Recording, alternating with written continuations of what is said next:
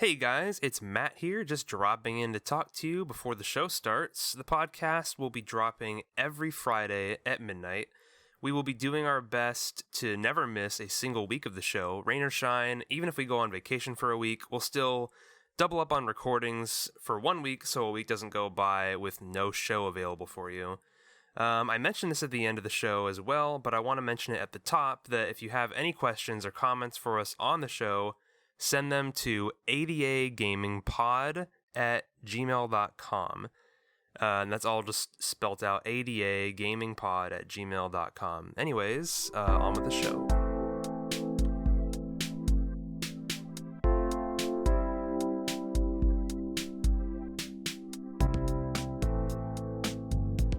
Hello, everybody. Welcome back to A Discourse About Gaming, a podcast about all the games. My name is Matthew. My name is Matthew Hudson, and I'm joined by my co-host Josh. That's me. How you doing today? Oh, good. Just was in a late meeting at work that took forever, about 2 hours. And of course, they scheduled it for 3:30 p.m. So is that when you're off? Yes, basically when I'm off, and they decided to schedule a meeting. But it was a big one with a bunch of Lawa people, a bunch of LA upper-ups deciding where to put buildings. So very fun. Yeah. If you couldn't tell, Josh works as an electrician. So yeah. Just for context. So today, right away, we're just going to get into the exciting part of any news in the last 6 months, which is that we have Xbox game news to talk about. Because finally, after months and months of waiting, Xbox Series X and Xbox Series S have a price and a release date. Confirmed. We knew about this 2 years ago. So right? We knew about Series S and what Xbox. Did they call it?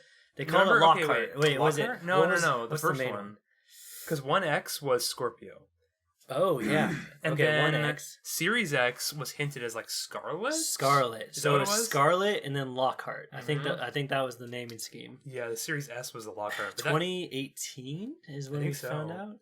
So it has been 2 years, literally 2 years since we heard about this as a rumor. They hinted at Lockhart, or no, Scarlet. What was it? Like E3 2018? Scarlet, yes, yeah. They were like, hey, by the way, we have a new console. Yeah. You're not going to see it for a while, but it exists. It exists, yeah. They're thinking about it. It was like that Bethesda Starfield thing. So walk me through, how did this news break? I don't know if you want to start on just last night, or if you want to bring up... Was that last night or 2 nights ago? Or I don't know anymore. I don't remember anymore. Time is just a blur. I think it is last check. night. It broke? Maybe 2 nights ago. Yeah. It was 2 nights ago. Okay, 2 nights ago. Okay, let's start from there, because there is... No, it was last... September... I'm looking on Twitter right now. It's just go to where they posted that. Oh, yeah, okay. Yeah. So, the night of September 7th, there was a leak that came out that said, Xbox Series S. So there's the two Xbox SKUs. Series X, letter X, and then Series S, and that's just it. And, like, they got rid of the Xbox One name. Yeah. So, like, it's literally just Xbox. Yeah, I think and then they're tacking on the Series X or Series S. I think that's what they were going for when they announced the new Xbox. They were hoping that people would just see it as, now going forward, this is the Xbox. And I think that was confusing when they first announced the Series X.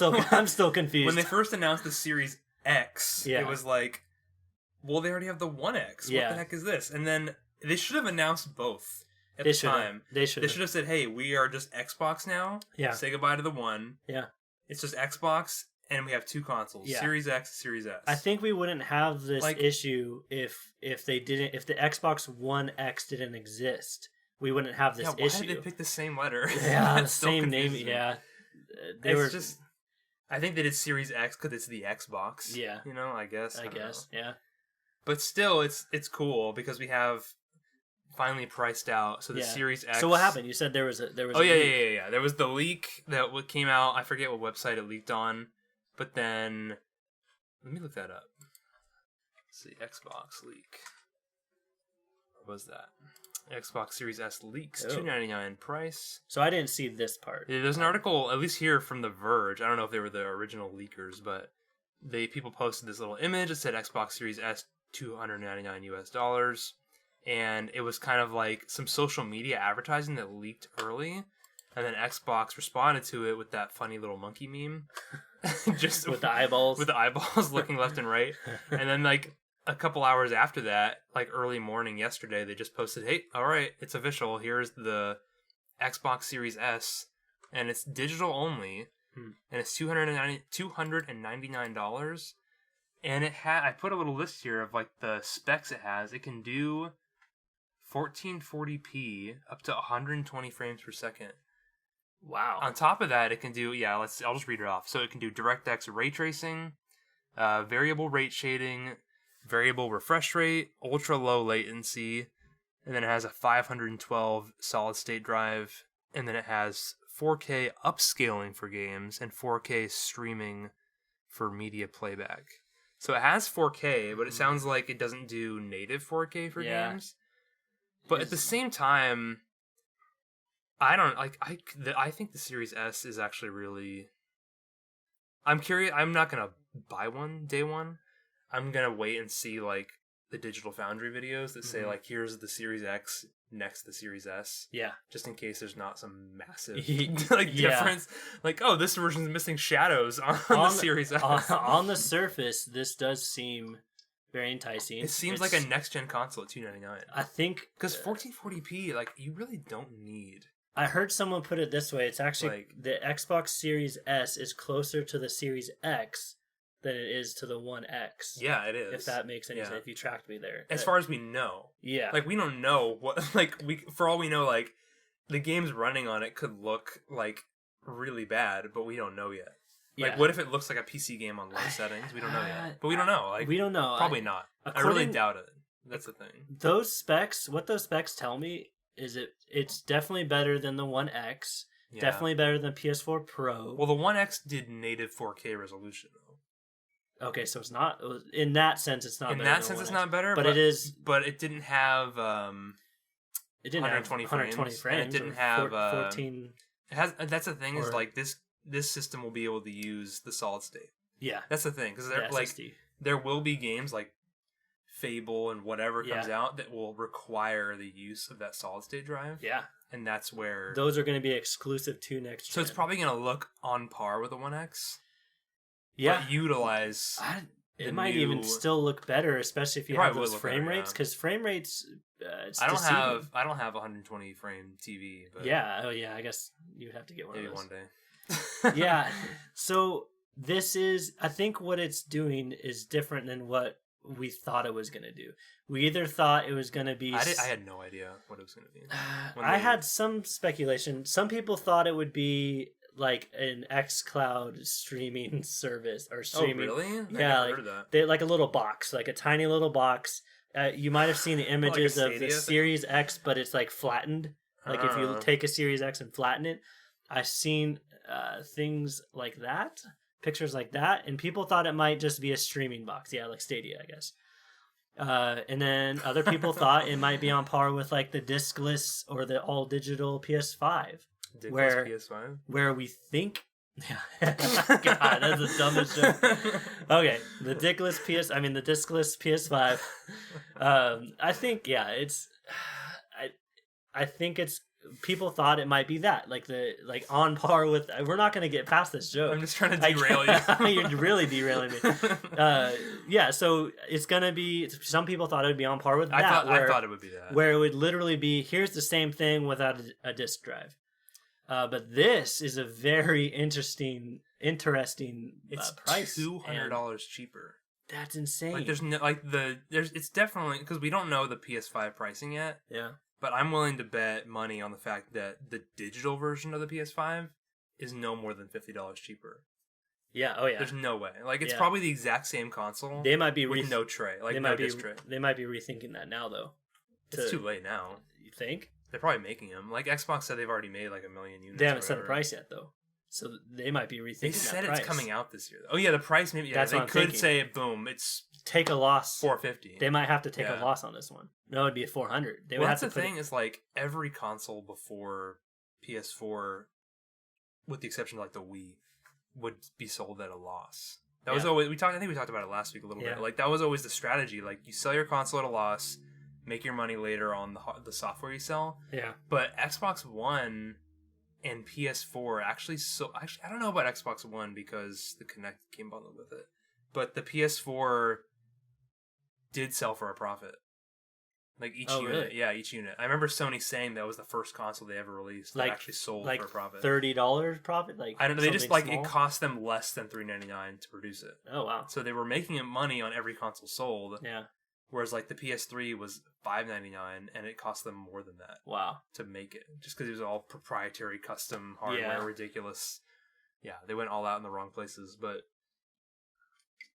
I think people thought that Xbox would do the same thing, and that there was rumors a couple days before this. It was like, is Xbox going to be $5.99? Like, yeah. I saw that article. So that was the leak of the Series S, Xbox Series S. But the price, once they finally announced it, they didn't announce the Xbox Series X price until today. Until today. Yeah, okay. that was today. Today they announced. They tweeted Series X $499, Series S $299, and they said it comes out November 10th. Pre-order starting September 22nd. That's, 2 weeks? Okay, so they waited 2 days then. They had 1 day, one full news day. They probably thought, like, okay, do we make, like, an event out of announcing the Series X price? And they're like, screw it. Honestly, they just tweeted it. Like I was talking to you before the podcast, I think they were scrambling. I really... a lot of people think this as well. Like, they obviously didn't want it leaked because no one wants it leaked. When it comes initially to thought like the leak was part of the marketing, but like I guess you told me that people were like, no, there was like on other podcasts I listened to, they a lot of people were saying, this wasn't supposed to happen this way. They have friends at Microsoft that said, nope, this was not supposed to go this way. They were actually having an event next week, I believe, where they were going to announce all this. So. I'm really, really interested to see, like, why do you want the Series X? Like, what's better? Like, that's what I want to know. That's what I'm curious. Like, what's better besides just being able to run games at 4K? Like, are the games going to look dramatically better? Yeah. Because, like, I really thought that the 120 frames thing would be exclusive to the X. Yeah. Like, I'm surprised that works on the S. The S, that's the thing about the S. It's the Trojan horse. People are talking about like it's the Trojan horse of Xbox. Like you're going to get it and it's going to suck? No. Like you're going to get it and it's going to be a surprise. But it's going to be, it's the thing that no one knew was going to happen. Does that make sense? So it's like this was a surprise drop where we knew Series S existed, but we didn't know in what capacity and what it was actually going to look like. Dude, it's like everybody listening to this who hasn't seen what they look like should Google what they look like. Yeah. Because it's hilarious how much smaller. Yeah. The It's Series shorter S is. and thinner. It's like 30% the size of the Series. Like the Series X is like a massive computer tower. Yeah. And the S is like a Wii. So, it's like it's like a PS2 really, like a mini PS2. It really is. It's so weird how Do they have specs side by side yet? I don't think so. Maybe you can look that up. I don't know if they released the Series X specs. Series S specs? Yeah. Did they release the specs themselves? Maybe in a video. Let's see. I'm on Engadget, checking it out.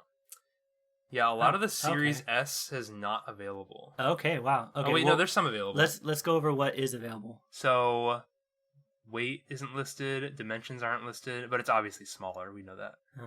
Oh, 60% smaller than the Series X. That's crazy. Okay, the CPU is the same. It's the custom AMD chip, Zen 2 they call it. Oh, okay. It has a lower clock speed.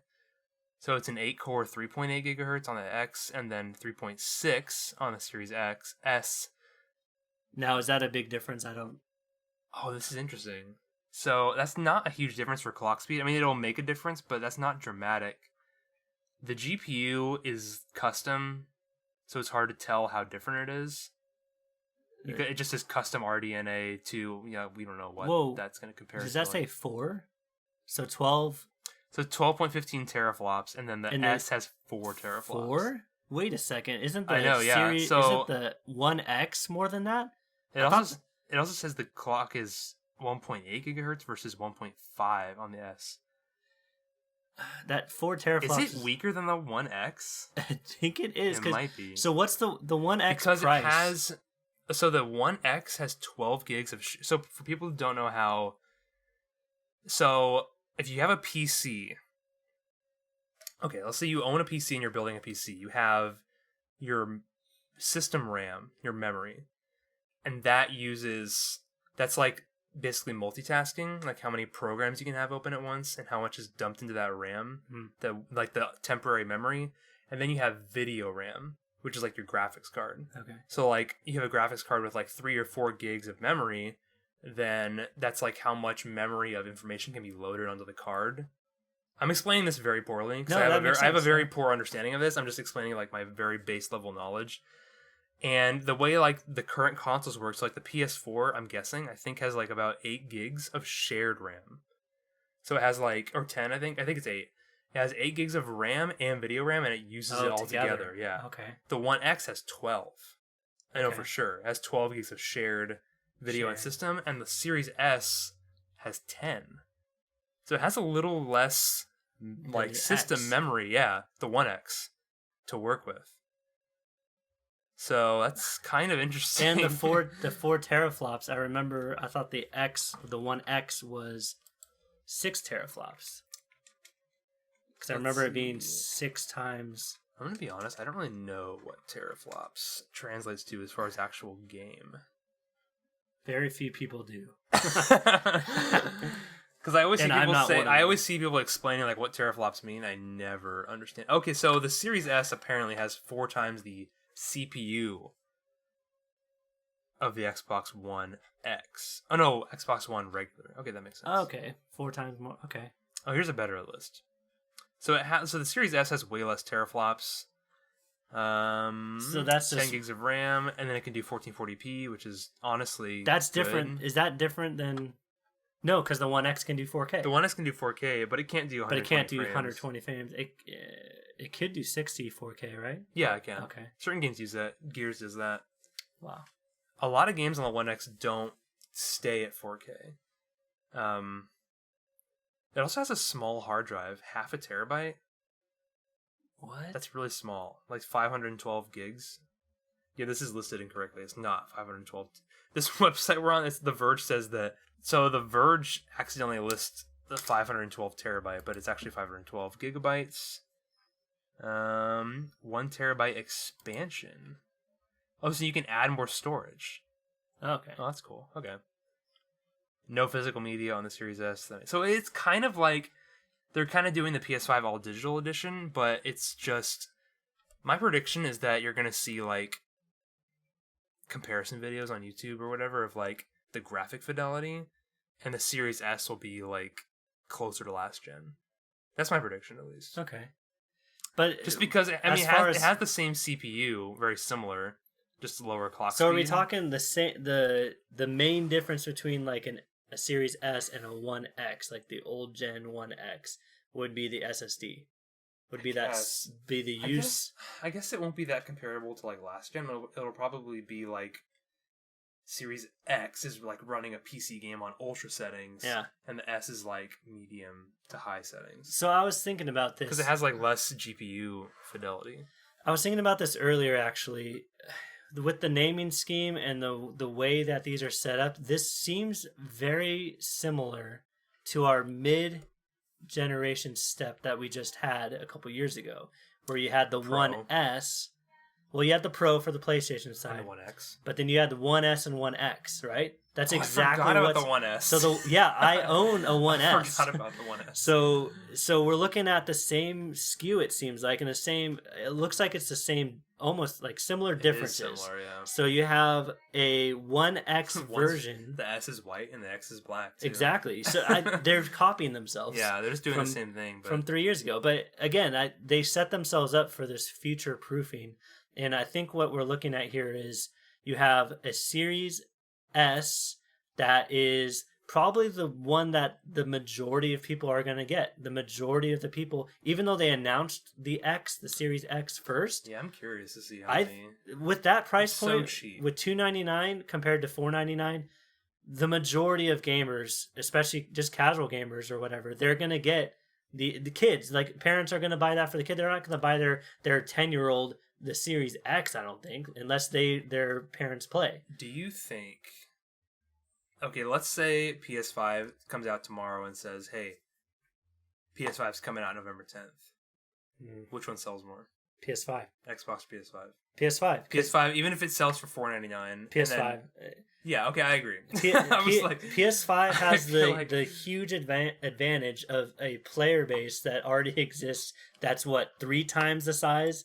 Almost 3 times the size of an Xbox player base? The Xbox player base is so small that Microsoft still won't actually say how many people have bought a One. I think they're under 50 mil. Yeah. I think they're under 50 mil because you have Switch coming out and saying they're over 50 mil. Like, if, so, and we're at 120 or something on the PlayStation Animal side. Crossing has sold more than any game this generation? That's pretty insane. Like any PS4 exclusive, any Xbox exclusive. Yeah. So Switch comes and Switch has sold less than any the PS4s. Like, so Switch comes. That's crazy. So it's disproportionate, right? It's disproportionate. And Nintendo hasn't released their digital sales for Animal Crossing. Oh my goodness. That's so outrageous. So what Matt's getting at is that Switch already won the console generation. And then the Switch Pro's rumor too. We can talk about that later. Man. Yeah, so going back to this, I really think that Xbox Series S at $299 is a game changer for many gamers. If they were thinking of going in for that, this might steal some of the market from PS5, where if you had someone that was a PlayStation gamer that didn't really care if it was PlayStation or Xbox, they just happened to get a PlayStation last gen, and they come and see this, this is way cheaper, this is $200 cheaper, it does practically the same thing, let me just get it. They might make a switch that way if they don't really care about console seniority or whatever priority. I think you're right, because I think so. We're recording this on Wednesday, and they just announced today that EA Play, the service, is going to be included with Game Pass. And I thought it was today, and I was disappointed that it's not today because I wanted to try some of the games. I thought it was a joke at first. I saw it, I was like, "Wait, you're joking? It's April Fool's, right?"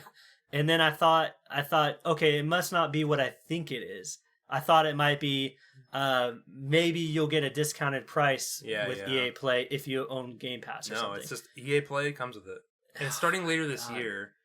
And I think they could probably get... I think the PS5 will sell more just because PS5 has more promising games on it. And so many people have PS5s or PS4s and they want to stick with They'll make the switch. I actually did a poll. But yeah, I think... You what? Yeah, a poll with I did a poll Twitter on my not even Twitter, Instagram.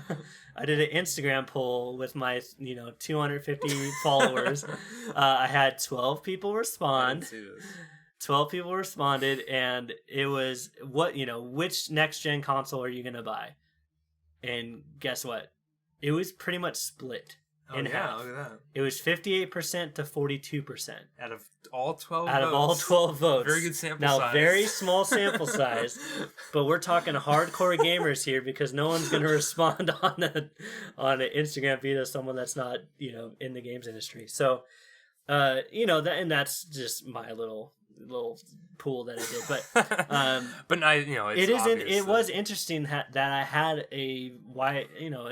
not a wide variety of friends. It's like a group of friends that were like, no, it's almost 50-50 split. So a lot of the ones that I noticed that picked PS5 were PS4 owners.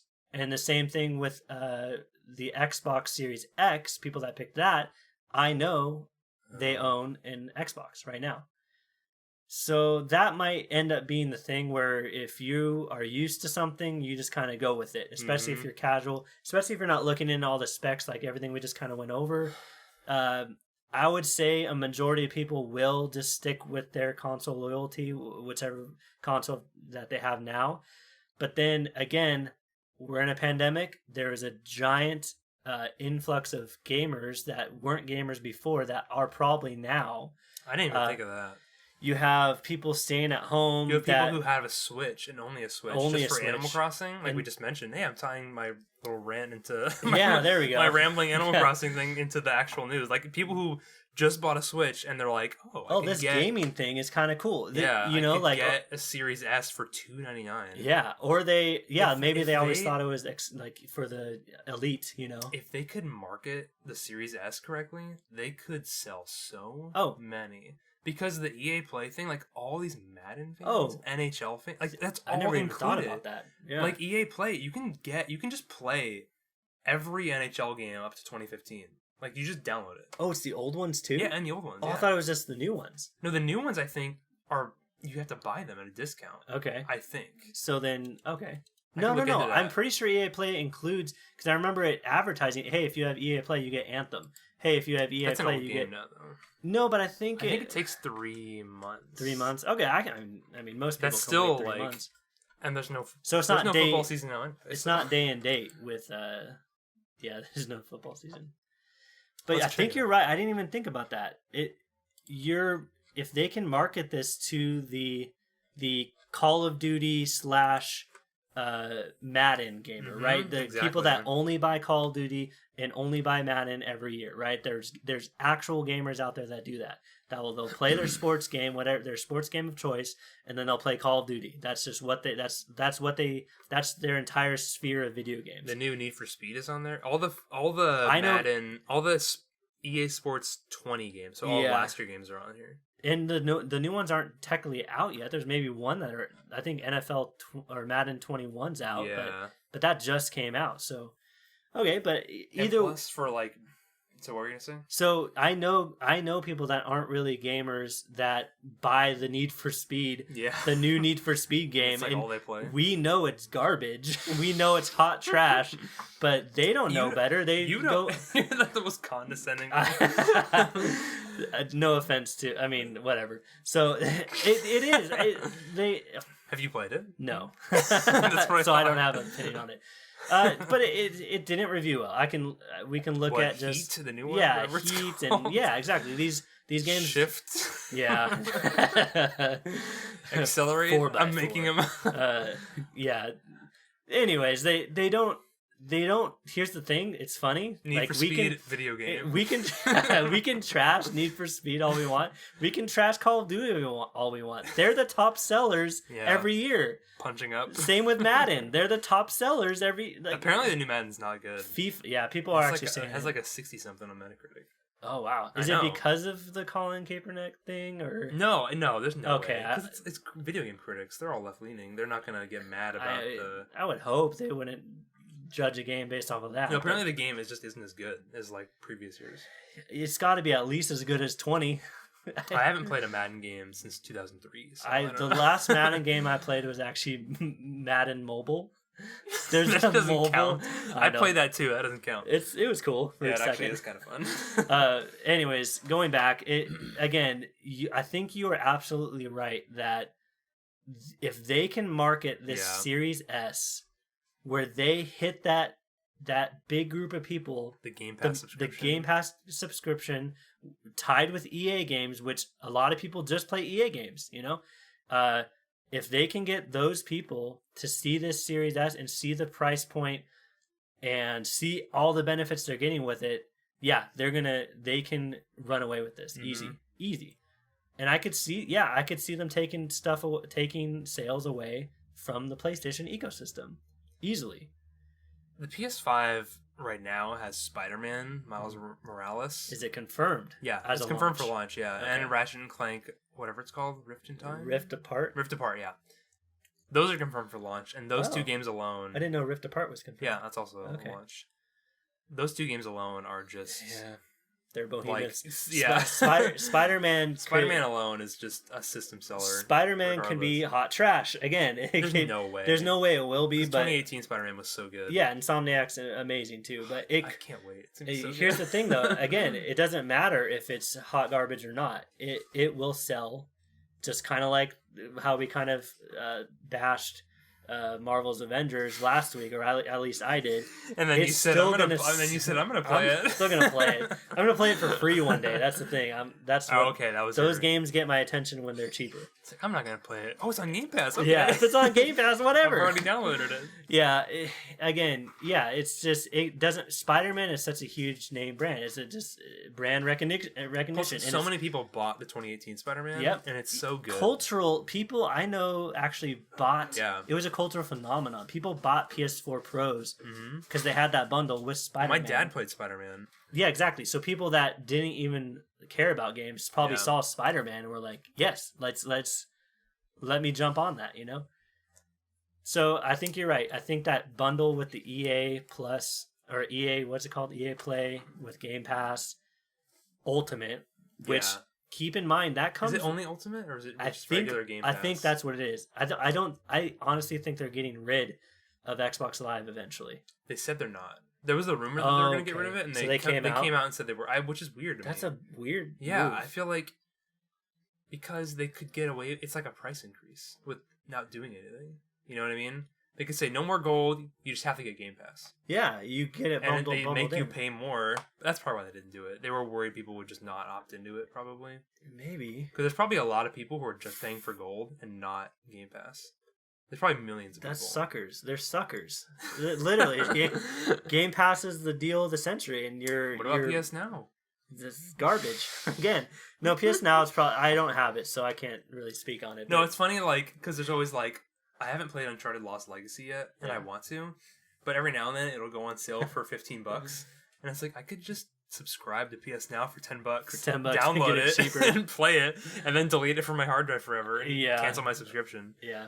Which I'll probably do at some point. We'll have to do an entire episode on game ownership and entitlement, because I have a lot of thoughts on that. Oh my goodness! But that kind of ties. We could end the show with that if you want. No, that kind of ties into this a little bit. You're gonna go on a 2-hour rant. Yeah, this kind of ties into it a little bit. Obviously, like your thought right there is the smarter. It's the smart move to just get PS Now for 1 month and then dip out, and you just. But a lot of people won't do that because they feel like they want to own the game and have ownership over it. But can you have ownership over digital media? Okay, wait. Let's put a pin on that. Okay, and we'll talk about that after. I was just gonna say, like, because we were talking about Xbox Series S and X. Okay.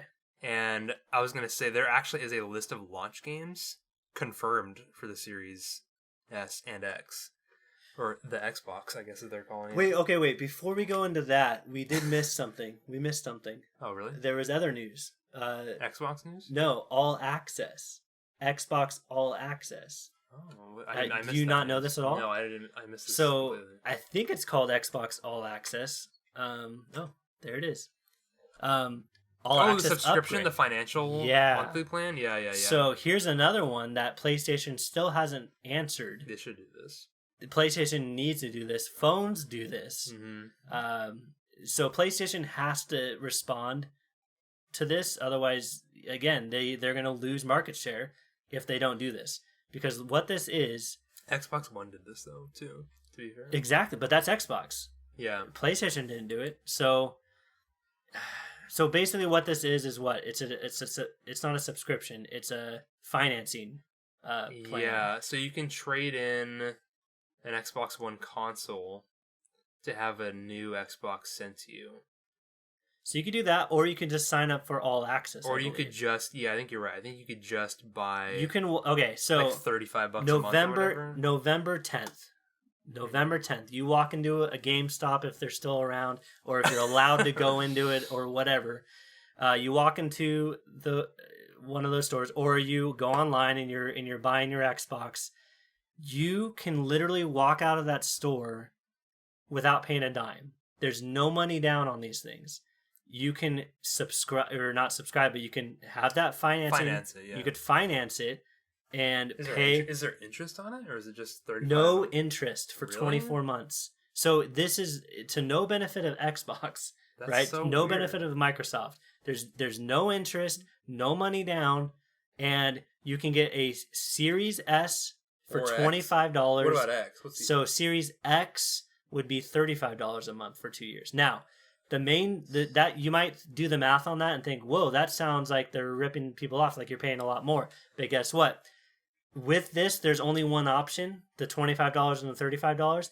There's only one option. Guess what it is? It's bundled with Xbox Game Pass Ultimate. Wait, it comes with it? It comes with it. Are you kidding me? So for $25 a month, you get Xbox, you get a brand new Xbox, you get Xbox Game Pass Ultimate, which now comes with what? The Ultimate actually has Xbox Live already with it. So you're getting Xbox Live, you get the Xbox Game Pass, and you get EA Play now in a couple months, all for $25 a month. That's the lowest entry fee to high-end gaming you're ever going to find anywhere, ever. You think I'm joking. Look this up. Do you have to trade in your old system? No, system? you don't have to trade in the old system. It's just Xbox All Access. And you probably give them a credit card. You probably give them whatever, a debit card, and they'll probably charge you the next month, the following month.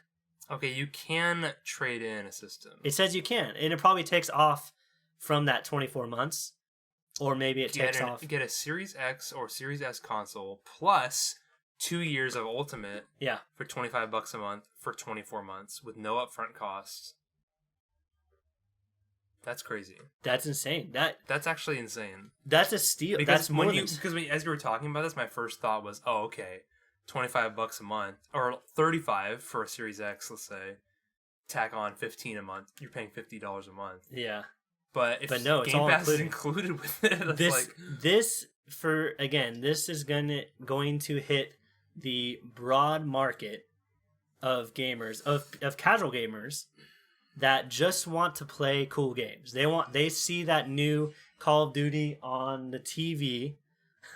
If people still watch TV, they see those advertisements of cool new games. They say, "Oh man, I don't have $500 to drop on a new console." You walk into a store, you don't even have to pay anything. You start paying $25 a month. $25 a month for 2 years is $600. So $600 for 2 years. But that's the console plus the Game Pass plus the Xbox Live. I don't know how... Okay, so let's say your Game Pass Ultimate's 15 times 24, 360. Okay. What did I say it was the... And then it's a $600 console. Or sorry, it's a $300 console. I'm talking for the 300, yeah. So wait. So 15. So $599 minus 360. So you're paying $239 for the console instead of $300. If you subtract Game Pass from it, you're paying $239 instead of $299. So you're actually getting a deal. If you really use Game Pass, then you're actually getting a deal. I mean, if you don't use it, then yeah, you're getting ripped off. But if you use the Game Pass, but why wouldn't you use it? Yeah, exactly. It's free. It's practically free games. Like, yeah, you're paying a subscription, but we all know that you wouldn't have paid for those games anyways.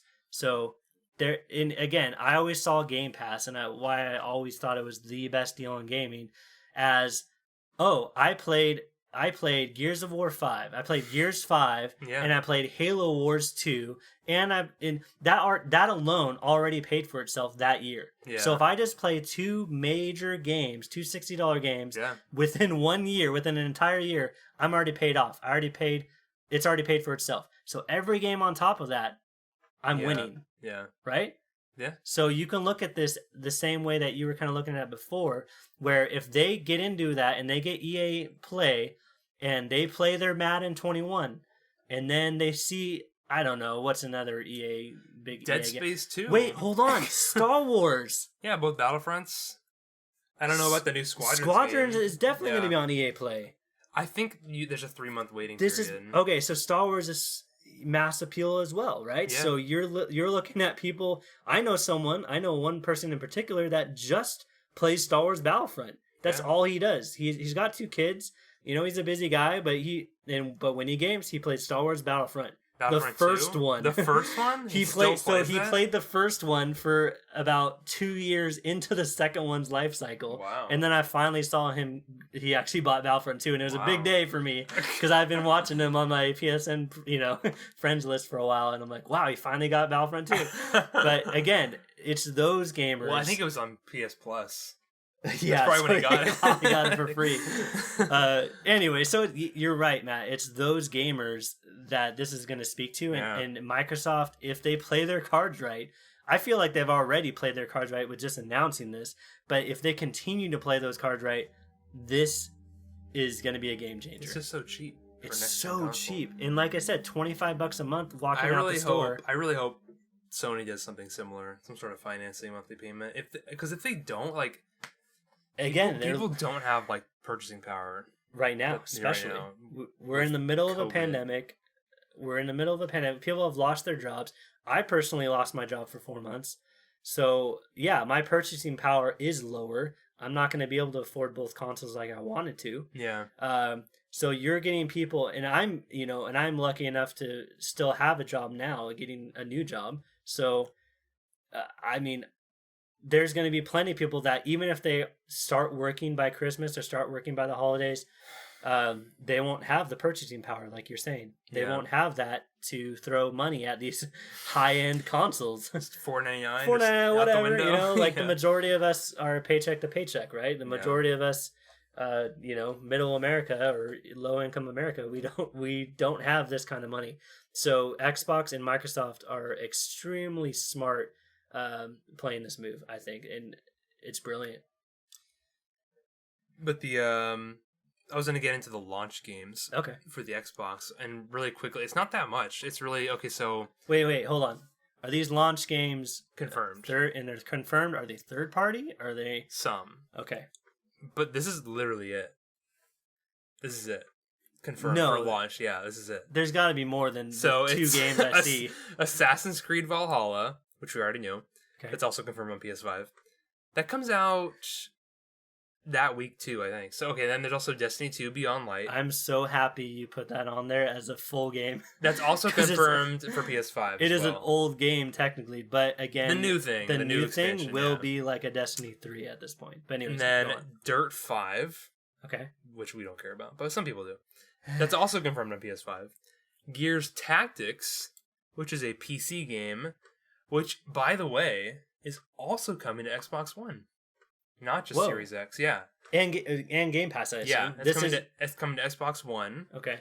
Game Pass, and it'll be on Series X/S Enhanced. Okay. And then Tetris Effect is coming to Xbox. Connected. Yeah, whatever. Is that different? Yeah, some new levels expansion thing. Is it the full game plus connected? Yes. Okay. It's full game plus connected, and then Watch Dogs Legion comes out the end of October, I want to say. And then it's confirmed for Series X.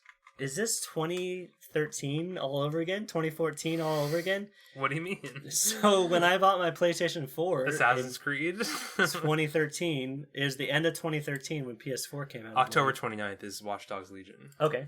Oh, okay. So that's a little... That's before. Yeah, before. But then they're confirming it'll have a patch. Okay. And then a new Yakuza game, Like a Dragon. And that's it. I think Michael likes Yakuza. I don't think he's played Yakuza. Oh, okay. That seems like his type of game. Well, my brother Michael, we've played Persona. That's what you're thinking. Okay, of. Yeah. Okay. That's very different. So so how many games is that? 1, 2, 3, 4, 7. 5, 6, 7, and some of those are either already released or just an expansion for a game like Destiny 2. Yeah, and then PS5 has a lot of those, plus Deathloop, which is the new game from Dishonored. That got delayed. It did? Yeah, if you look on their Twitter, Deathloop did get delayed. Okay, never mind. That's not a launch game anymore. So go over PS5 real quick. So we just went over. It's Xbox. Really just the multi-platform games like Assassin's Creed plus Ratchet and Spider-Man. And there's also wait. What about the Medium? Yeah, it's an Xbox exclusive. Oh, okay. I thought you were saying it's coming to PS5. Okay. No, I was wondering if that is a launch title. The Medium. If it's an Xbox Series X, Series S launch holiday title. 2020. I don't think it's actually confirmed for launch or not. Okay, so it might be. So for the launch lineup, it's still it's not totally up in the air, but it's somewhat up in the air because, like you just said, Deathloop got delayed. So it's kind of like Deathloop got delayed. We don't really know what's going to be on PS5. They've said that like the games they showed off in their little showcase video were going to come out. Yeah. But there's no date for the PS5 yet.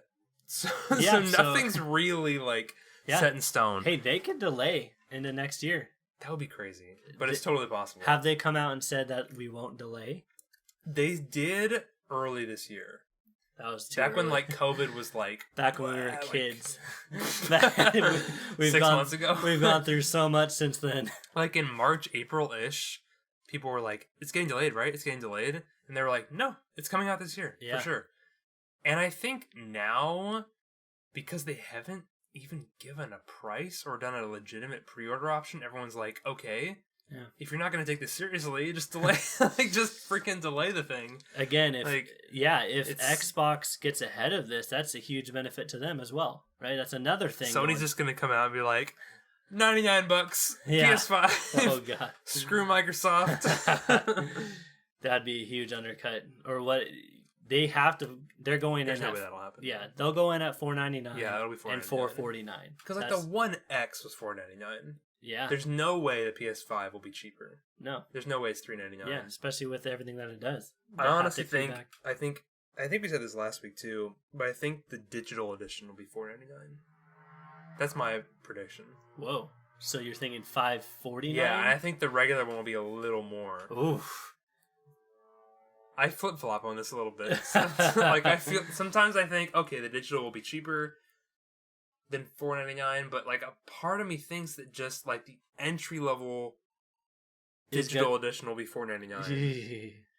That could screw them. But I don't know. Yeah, it's like people don't underestimate. That's probably why they haven't put the price out yet. Don't underestimate. That's what they want to do. Don't underestimate the consumer, because the consumer will see that $50 and say, "F you, I'm going with someone else." Right? Yeah. That's $50 that I could spend on a game on Xbox. Well, the PS2 sold 120 million, and then the Xbox 360 was hugely successful because it was cheaper than the PS3. Yeah, which was $200 more than the 360 when it came out. Yeah, so typically the cheaper console, quote unquote, wins, or at least gets that market share in the beginning. Really, it's the games. Like the Dreamcast wasn't expensive. I don't think. I thought the Saturn was really expensive, right? Well, yeah, that was before the Dreamcast. Huh. But I think the Dreamcast launch price $199. Oh wow! Okay. So like the Dreamcast launched cheaper and early, and still failed. They discontinued it a year later. So it's really just about the games and if the developers and the publisher can just deliver on the promise of the console. And the Dreamcast just failed because it didn't have enough games, and everybody was waiting for the PS2. And the PS2 comes out, and everybody buys it, and it was like, okay, the Dreamcast just got lost in the shuffle of. I think proof of that is the PS3. If you look at the PS3, it didn't outsell the 360 until later in the generation, right? Yeah. It didn't even catch up until later in the generation. To me, that says, hey, yeah, we might have, lost market share in the beginning, but our games are so good. To me, so to me, I know we've talked about this before, like outside the podcast, but like to me that says that overall, just the general culture of gaming is just like all in on PlayStation, in general, and they always have been. And there was this brief 5 to 7 year window where mostly everybody leaned towards the Xbox 360. Yeah. And that was an online... And that was kind of it. And that was it. Like, in the... Even the original Xbox, people weren't even that big on. No, like... It wasn't, except for Halo, but... Because the Sony is... Like, the PlayStation has outsold every... PlayStation every generation has been the best-selling console, except the PS3, because the Wii sold so many. Oh, wow. Yeah. But the PS3 was second. Yeah, PS3 towards the end of it. Towards the end, PS3 outsold 360. And I think Xbox had a unique position in that, early 2000s to 2008, 2009 or whatever. Yeah. Or 2005 to 2010. Yeah. Right? They came out early. They had... Xbox... I don't know. They had Xbox Live. I think it was... Honestly, it was live. There was so much hype around... It was the move to online gaming. Right? Yeah. That's what it was, because PlayStation didn't have good online gaming. It had SOCOM. And that's it. But Xbox Original had Halo 2. Yes. It had online. So yeah. Which Halo 2 was huge. 360 felt like the evolution and it had Call of Duties, which were on computer, right? It was PC games prior. And then once you heard, wow, Call of Duty is coming to a console Call of and Duty it's 2. online. Call of Duty 2, which is a brand new game. Before Call of Duty 2, the console version of Call of Duty was like a different game. Yeah. Like Finest Hour and Yeah. whatever. Like, Yeah. Call of Duty 2 came out on 360 and it was like the PC Call of Duty. Yeah, and people went console. nuts on it. Yeah, That and game was huge, then you had Rainbow Six, and you had this Vegas, yeah, that's right. Vegas, and you just had a bunch of online. And then Gears. So Gears was a huge. It was a huge esports, right? Halo was a huge esports. Mm-hmm. So I think MLG. the push for live and being connected with friends over the internet really gave Xbox an advantage, and they leaned into it to where they had a better UI, I guess, yeah. right? PS3 didn't have parties. Yeah, so exactly. Yeah, like...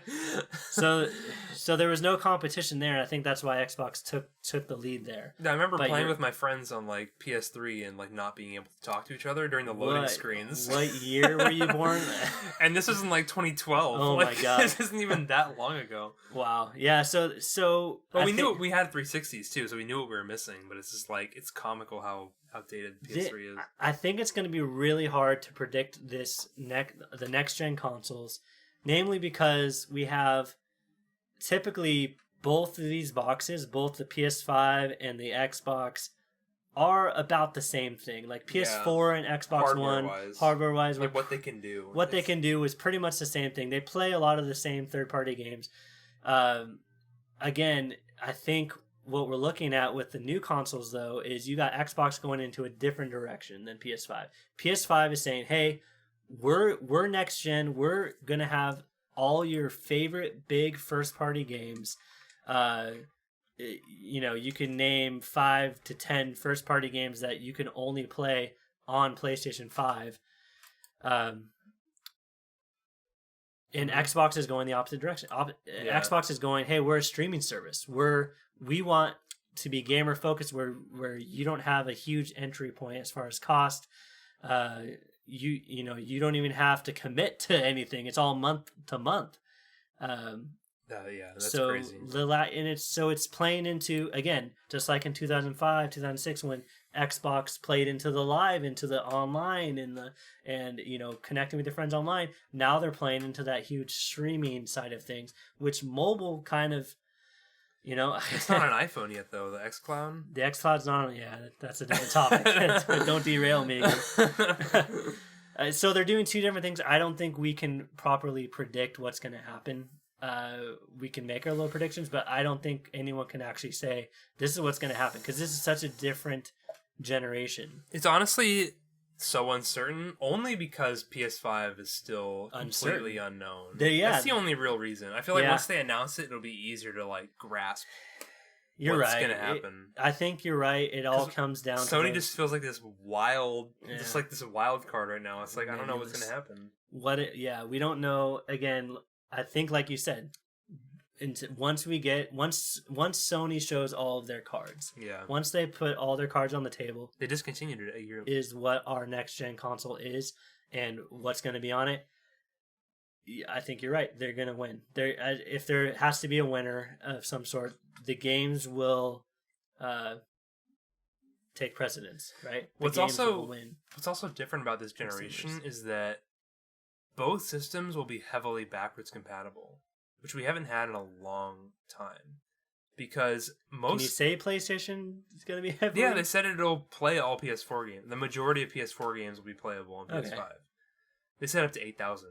Wow. PS4 games. So it's probably like very like little games that you don't even care about. See, we don't know how that's going to work internally. Like, am I going to be able to sign into my PSN and then go click on the library icon again and see all my games and be able to play them? I hope it's something like that. I don't think it'll be the same store. Like the same place. Because like think about it, like the PS3 and the PS4 have different looking storefronts. Yeah. I think PS5 will be its own thing, but you'll be able to buy PS4 games on the PS5 store. Interesting. I think. I mean, that's the way they've presented it. Because we don't know a reference point. Did PS3 can you buy PS2 games on the PS3? Because we know PS4 you couldn't buy any other game but a PS4 game. That's a confusing question to answer because you could put PS2 PS3. discs. Okay, no, the PS3, the launch PS3 had the ability to run PS2 games natively, the 60 gig version, and then the 80 gig PS3 removed that hardware and put in an emulator to emulate PS2 games. And then a year later, they removed all PS2 backwards compatibility completely. So there was no way to download PS2 games because you couldn't play them on PS3. Most of them. So what you're saying is this is confusing as fuck. PS3 is confusing as fuck, yeah. But the PS3 could also play PS1 games. To the point you could put a PS1 disc in any PS3 can run a PS1 game with the disc in it, but not PS2. You have to have two specific SKUs of PS3 to play PS2 games. This is where Xbox gains market share again. Yeah, because you could just throw any disc in. Yeah, I could throw any disc in. I could go back and download a lot of Xbox. But that's what I was saying is like that's why this generation is so different. Yeah. Because when you bought a PS4 at launch, you were stuck with the freaking 10 games that came out. Yeah. But with PS5 and Series X/Series X or S, you can play Cyberpunk, you can play whatever. You can play everything that just came out. You play Last of Us Part 2 on your PS5, assumingly, you know? Yeah.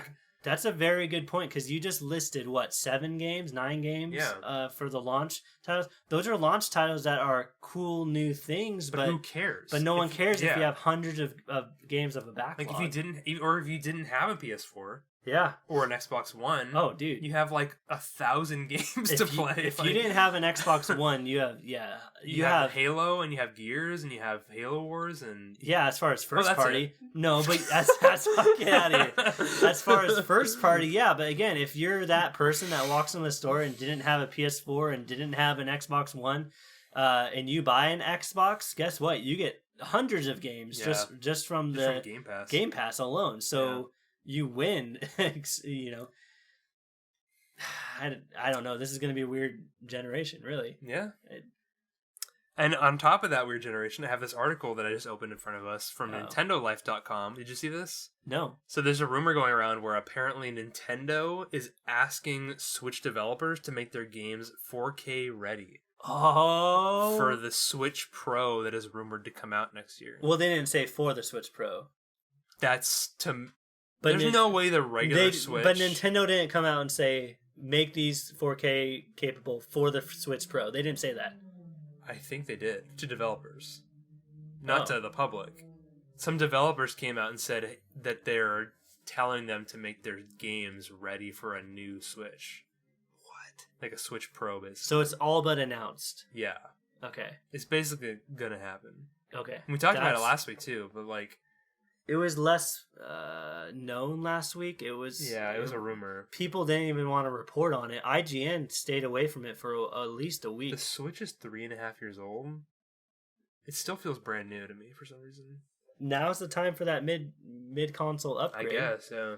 And the only way they're going to combat with the new consoles, Nintendo's never had to combat with the new consoles, but this might be their way of maybe just power. Yeah, and I think because the Switch has become such a cultural phenomenon as far as ports, right? Of here's a really cool game on Xbox, and you can play it anywhere, and you can play it now on your Switch in handheld mode. Yeah, all the Doom, 2016, right? That was on it. That plays pretty decently. Yeah, Skyrim, a bunch of Bethesda games actually came out on it, and there was we had Overwatch on it. Yeah. So again. Yeah, the Nintendo Switch Pro is almost necessary if they want to keep people interested. Massive. Oh god, it's like a freaking original Game Boy the thickness. Yeah, like how cell phones used to. You're just carrying on a giant laptop. Yeah, check out my Switch Pro. It's a boombox now. You play it because I always felt like the Switch, the original Switch, is just pushing the limits of what you can do in a handheld console. It's literally got a fan in it. It has a heatsink and a fan. Wow. You know what I mean? It's impressive. An iPad doesn't have that. An iPad doesn't have a fan blowing hot air out of it. But what's the Switch Pro gonna look like? Is it gonna be able to be the same form factor? I think so, because is it gonna be like a light or no? Look at the Joy-Cons look how I don't know. It's got to have Joy-Cons attached if it's called the Switch. Yeah, I guess so. That's true. Is there going to be a Light Pro? Oh god, now we're getting into the weeds. But the technology has advanced even in the past couple years. Yeah, I'm sure they could. They packed a lot into the Switch Lite itself, right? Like like last week. Still pretty impressive. My wife has a Switch Lite, and Josh was using it or like was messing around with it like last week when he came over. Picked it up, yeah. And it's impressive how cool it is. It's tiny. It's got like an old style D-pad too, where like this regular Switch has like the buttons for the D-pad instead. It's almost I like the feel of it better in handheld, and that's what it went for. And it's a handheld. It's not a Switch, and it does play the majority of Switch games. It plays all of them.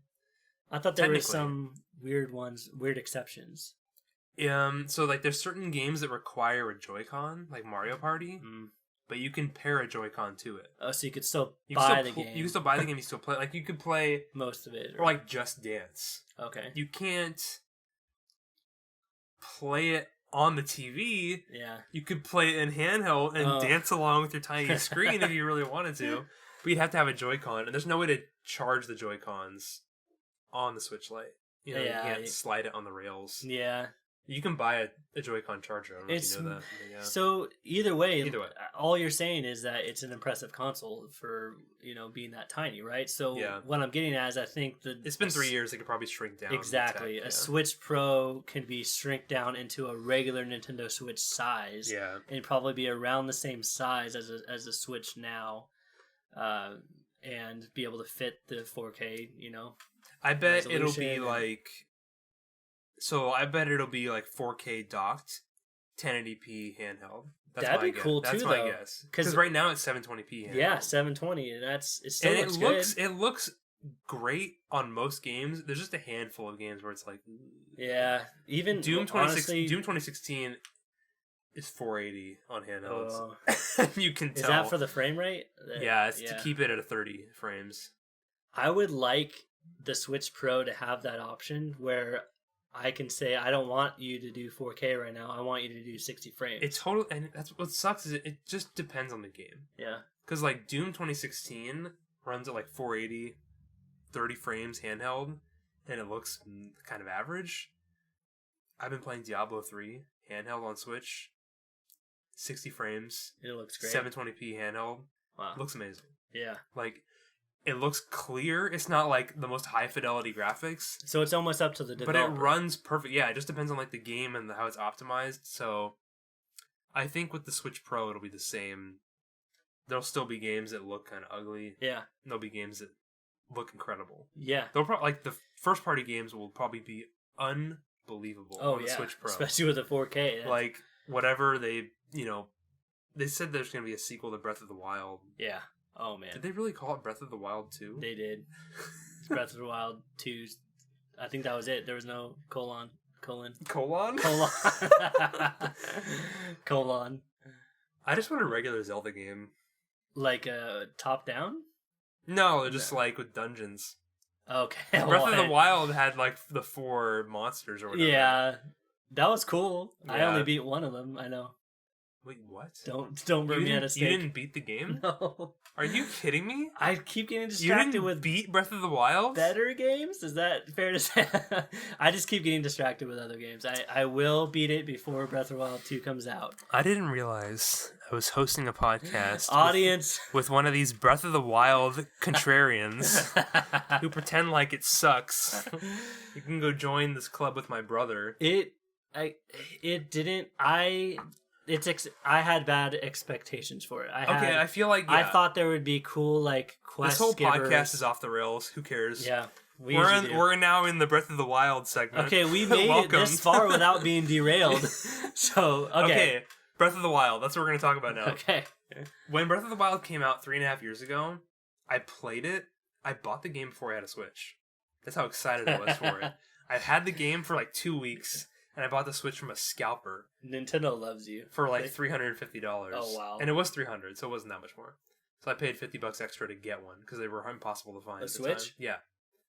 And I played it, and I loved it so much. I thought it was like the best game ever made. And that was one reason why when Horizon first came out that same month, I thought Horizon sucked. Originally. Ooh. I didn't beat Horizon until like 4 months ago. Because it just like, playing Breath of the Wild, you can climb any surface, you can go anywhere, you can do anything. I played that game for like 90 hours, beat the game, did almost every little extra dungeon thing that you could do. And then I jump into Horizon and it's a freaking limited third-person shooter, shooting arrows, and it was just boring. And then I played it a couple months ago and I loved it. So I don't hate Horizon. So anymore like I used to. We had opposite. But problems. then there's people like you. Yes, we had who opposite. come in hearing Breath of the Wild is the best game ever made, and it's like just way overhyped. It was way overhyped to me. It was way overhyped, and that's how my brother felt about it too. I think coming off of Red Dead Redemption 2, and wait, you played Breath of the Wild after Red Dead Redemption 2? Are you serious? Yeah. Are you serious? I bought Breath of the Wild pretty much day one when it came out, but at the same time, what was it? It was Horizon that also came out. Yeah, it came out the same month. I cared more about Horizon's universe than Zelda. I love Horizon now. Yeah. That's what's funny is like in 2017, I tried to play that game on 2 separate occasions. Yeah. And probably I only got like 4 hours into it. Going back to back from Zelda to that is probably what did it. And same thing with me going from Horizon and then kind of dabbling with the first, I don't even think you could call it a mission in Breath of the Wild when you wake up and just go out there. Mm-hmm. I was overwhelmed and there was no direction. Exactly. Which I guess I wasn't in the right mindset for that game because I was expecting. Everyone kept comparing it to Horizon. Everyone kept saying, "Oh, it's a third-person arrow shooting game." And they came out in the same month. Which I get that, but so I went in assuming there was going to be quest givers and cool story cutscenes and whatnot, and there wasn't.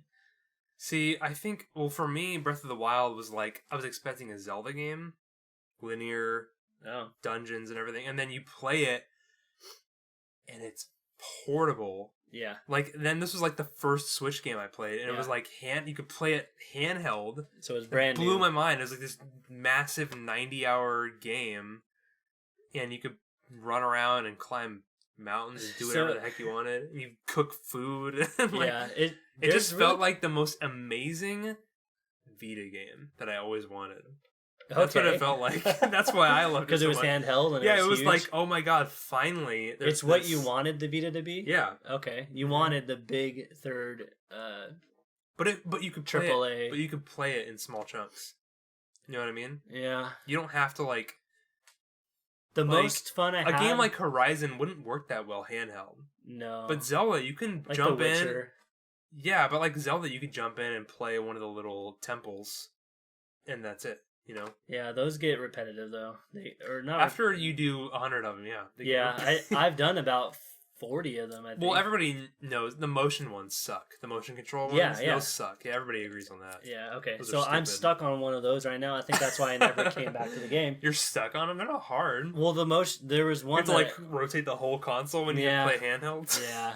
It's ridiculous. So I think that was my main problem was it's all about expectations and perspective, right? So you came with a whole different perspective of seeing older Zelda games and then also being a Vita and it feeling fan. like this big expansion on top of old Zelda. Yeah. But then there's other people who would disagree with me and say it doesn't feel like Zelda at all, so it's not as good. And I kind of get that. It's a modern take. I feel I'm not a huge. I didn't play many of the Zeldas in the past, but have you played any of these Zelda games? Or? Zelda 1 and Zelda 2, and then you played Zelda 2, the side-scrolling game? Yeah, I played about half of that it. That game's weird. It's awkward. The game's really weird. Zelda 1, I got to the last with a guide. With a guide, I had to. I didn't know what I was doing, and then I went to the last. I got to the last boss within like 5 minutes, I think. Yeah. I used a guide, and then Zelda 3. What was that one called? Zelda. Link to the Past? Is it a Link to the Past? Yeah, that's the third one. Is it on Nintendo on Switch, Super Nintendo? Mm-hmm. Okay, so I dabbled in that one. A little bit. That's the best one. So good. I wanted to dive into that one, and with the Switch function, like this functionality of being able to rewind and pause and save and make save spots. I think that would be good, being a dad and all. I need games where I can pause. You should go back to that on and just the fly. finish it. Yeah, that game's amazing. I should just. I need to finish that. I've gotten like 80% through that game. I should chip away at it every night. You know, 10 minutes every night. I could do that. But again, then I'm not playing Zelda Breath of the Wild. I'm not beating that one. You're over that game. When was the last time you played that? 2018. That's what I thought. You're done. You're done with it. I need to go back though. It is a really. I appreciated taking down the first Elder Beast, whatever they're called. Yeah. I appreciated that whole like build up into that, and I think it took down the water one first. Okay. I appreciated the entire build up to that. It was a beautiful game up to that point, and obviously past it. But I was on my way to the fire boss, and got stuck on some, I guess challenge. What are they called? They're not temple. The temple. I got stuck on one of the temples, and then I just put it down. You know, didn't come back. So maybe I'll go back to it. It happens to the best of us. I know. And the worst of us. No, like I there's random games like that where it's like you're determined to finish them, and then you just, 6 months ago I was playing that game and I didn't finish it, and those are the worst moments. Yeah, because it's hard to get back into it. You can't just pick it up and start going. Yeah, I mean, when I played when Dragon Quest XI came out on Switch, I got it late last year and I played it like super heavily for like a month straight. I remember. And I got to close to the end of the game, and I stopped playing. I put it down. I came back to it 3 months later. I just forced myself. Like, I'm not gonna restart. I forced myself back into it, and I did it. Like, really? I like relearned how to play it, and then I beat it. And then like I beat the post game and everything. That's hard to do. I know. It's like there's only a handful of games where you could do that, or you could just jump back into it after. Like I said, I played Horizon. Like, I got 6 hours into Horizon twice. Oh, yeah. And then I did it a third time. Like, this last, like... Did you make it to the main city, at least? Like, out of the little area. When you go out of the little area and you make it to that first main city. Yeah. Okay. That's early game. Yeah. Honestly, my first time playing through, I think I played, like, 15 hours. Oh, really? That's a lot. I spent 6 hours or 3. But I think I was messing around and not doing much. Yeah. I waste a lot of time when I play games. Do too, yeah.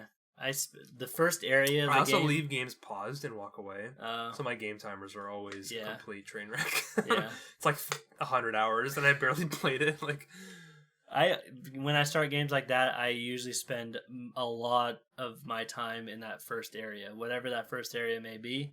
I'm spending 6 to 10 hours, especially those type of games, just in that first area so I could figure out what this game's about. Yeah. But it's hard to play that game like that one specifically, because you don't get cool things until later. No, yeah, like Horizon, when this last time I just replayed it, or just played it for the first time, when I finally got over that hump, like level 15 or whatever my character was, and you finally get to like the big, massive...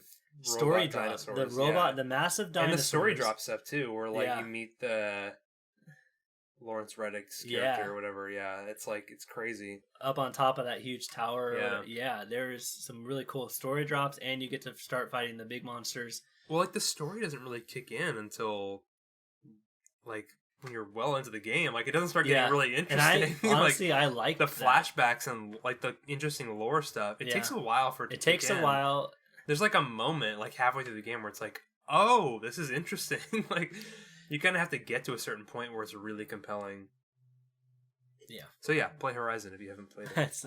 So that was our Switch segment on Breath of the Wild. Yeah, I guess so. Okay, we can title it that. I mean, we could jump into Mario All-Stars. Did we talk about the Switch Pro a little bit? I mean, we talked about the rumors. Okay. We talked about this article. Okay, so that's I had a coworker tell me like a couple days ago that they were like playing Mario All-Stars. Oh, really? They were all excited about it. Okay. Coming on Super Nintendo. Just random people? Yeah, random people. Like, she's a mom. Like, you know, like, okay. she's, like, older. Huh. Like, mid-30s. And she was all excited that... Super old. Yeah. Older than me. I'm 28. Okay. She's, like, early 30s. Okay. And, like... But she's not the type who would be excited to play... About Mario All-Stars. Like, she wouldn't be like, oh, my God, Mario... But she was, like, all excited that Mario All-Stars was on Super Nintendo. And I was telling her, yeah, I played... Because we recorded the podcast last Thursday, And then after you left, I downloaded it and played it. Oh. Or no, it was the next day I think I played it. And I was like, I'm just going to play the first Mario All-Stars. And I just took like all the warp levels. Yeah. And I immediately got to the end of the game in like 30 minutes. I didn't even know there were warp levels. Yeah, if you do the second level of the game, you can jump above the map. Okay. And then just like walk past the exit. And there's like a warp pipes. Interesting. I mean, you have to like look I played the first Mario game when I was like a little kid. So okay. I just remember like little weird, stupid things. Yeah. That was like way back in the day when you would like discover something like that. And you'd be like, those what? are really cool. Like, you go to the playground or whatever and tell people, I skipped levels. And they're like, what? You skipped levels? Yeah. Before the internet, before the mass. Did you play any of it? The All-Stars? Yes, so I played, as far as the All-Stars, on, what is it, Super NES? Yeah, it's the Super Nintendo Switch Online okay, app. So And Super Mario All-Stars, for anybody who doesn't know, is Super Mario Brothers 1, 2, and 3, and then Super Mario Brothers The Lost Levels on Nintendo Entertainment System, remastered for Super Nintendo. Okay. The Lost Levels is the Japanese version of Super Mario Brothers 2. Okay. And that came out in Japan, and then we got a different version of Super Mario Brothers 2, which is like it's a different game. If I'll go into that, go ahead, I'll go into that a little bit. I went to the regular. I just went to NES first. I went to the NES version of these first. Like recently, or no? Before I played this, literally. I played the NES versions before too. I never played the All Stars version until recently. Yeah, I wanted to see the main difference, right? Mm-hmm. So I played like one level of each of Mario 1, 2, and 3, and then I jumped over to All Stars, and I was pleasantly surprised. I didn't realize how big of a graphical / just colorful jump that was. It looks so much better. Yeah, so bright and it was beautiful. Like you forget how kind of bad. Yeah, it's kind of drab. How bad 8-bit looks, and then you play the Super Nintendo version, you're like, oh, this looks really good. Is that 16? So it's 16 from 8 to 16. Yeah. Okay, that's probably why. It was. But it still feels really good. It's not like they changed the game. It felt the same. Yeah, it feels exactly the same. But they added so much color to that game. They made it just vibrant, and so and I think they added new textures to like boxes. It looked more 3D. I don't know, and then right? Yeah, I don't know. It kind of it just looked like it popped out more, and then I'm pretty sure the backgrounds had they have different backdrops. They have new backdrops, yeah, for sure. Okay, yeah. So it felt. Did you just play one? Or I played one. I played all three. I played 1, 2. I didn't play Lost Levels. Oh, okay. I played 1, 2, and 3. I played 1 first. I played it in order. When I got to 2, I was kind of weirded out. You played 2 before? No, and I don't remember 2 at all. 2 is so weird. Yeah, I start out and you can like go left and you're falling or something. 2 was not a Mario game. No, it was called Doki Doki Panic.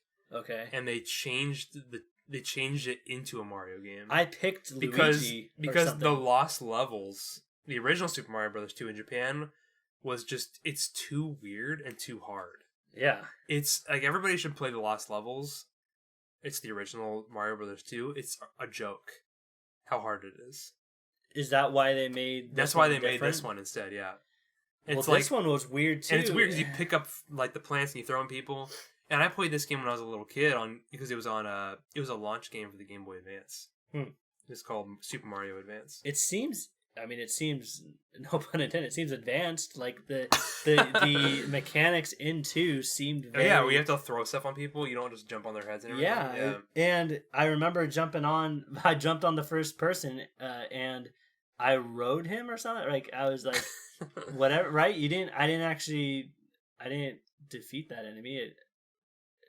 You can't jump on their heads to defeat them, right? No, you have to chuck stuff at them. See, I didn't know that. And I was jumping on their heads, and then I was just avoiding them the whole time. And then I got to some boss, something that was shooting out balls at the plant on the wall. Birdo? Is that the pink guy? I think. This is amazing hearing like your take of Super Mario Brothers 2. But then I got all the way to the top, and then I was like, well, I can't do this guy. I don't even know how to attack this guy. You have to jump on his eggs. He shoots at you, and then throw them back at him. That sounds difficult. It's not that hard. So, this is amazing. Like the fact that so you then like I jumped back down. This should have been a let's play. Like, watching you play this. That would have been fun. So I jumped back down after that boss, and then I was just like, okay, let me go to Super Mario Bros. 3 because that one's the best one. So I went into that one, and I got, I think I went through the first world. Yeah. In 3 because I was so enamored with it. Yeah, 3 is so good. Yeah. I need to play 3 on All Stars because I never actually played the All Stars version. Okay, you have to do that because it just looks better, plays better. Yeah. Oh man, yeah, that's a steal. Like, go if you don't have Nintendo Switch Online, pick that up. These are worth it. It's $20 a year. So I don't know. Obviously, they're really old games, but so cheap. And you get something else recently launched or released on Super NES, I think, or maybe it was Super NES. It was Donkey Kong Country or Country Donkey Kong Country, and that one's awesome. I used to play it on that? Game Boy Color. Yeah, that was my game on Game Boy Color. That's all I played for the longest time was Donkey Kong Country, and yeah, it was cool. I don't think I ever beat it. It's not easy. I got obviously all the way past all the water levels too. Like, there's some hard water levels. I don't know if I ever beat it. All I remember about that game is just flying through barrels. Yeah. That's all I remember. Yeah. Oh, that's where it got really hard. You had to, time your barrels. Time the barrels flipping around in a circle. Yeah. That's like up in the air. Yeah. Okay. So I'm not back to that point yet because I did start replaying it. Yeah, but on the Switch Online. The Switch Online. Yeah. I've been playing Diablo 3 a lot. Oh, we're going to go into what we've been playing? I think so, yeah. I think we've gone long enough through the news and everything. But yeah, briefly, like, Diablo 3 is weird on Switch because they let you... Because there's, like, the campaign, and there's the adventure mode.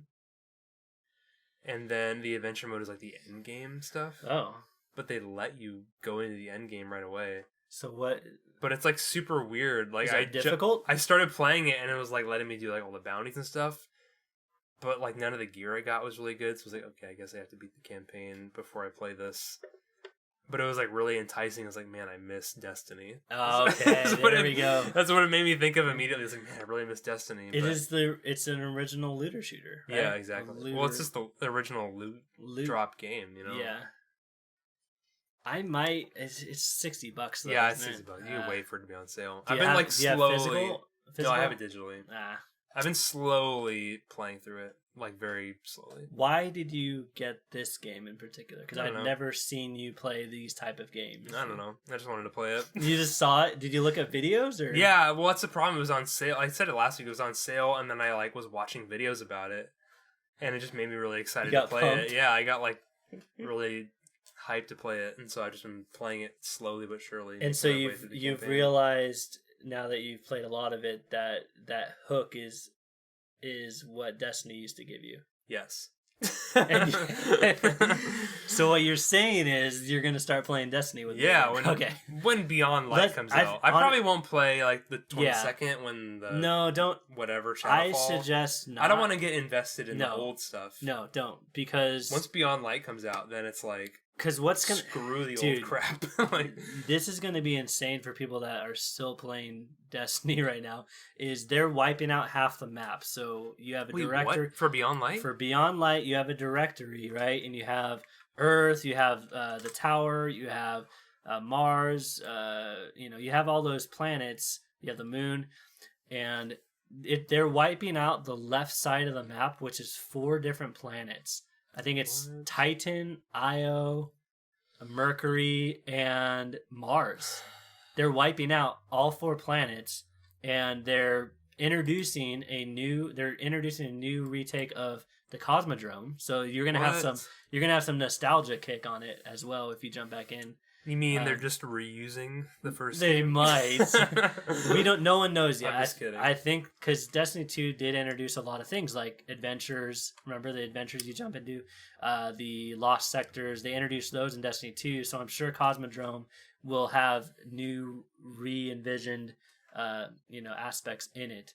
But that's not the main point. The main point of Beyond Light is Europa, which was rumored back in Destiny 1. We all thought Europa was going to be a Destiny 1 planet, but it launched and it didn't have it, and there was never any DLC for it.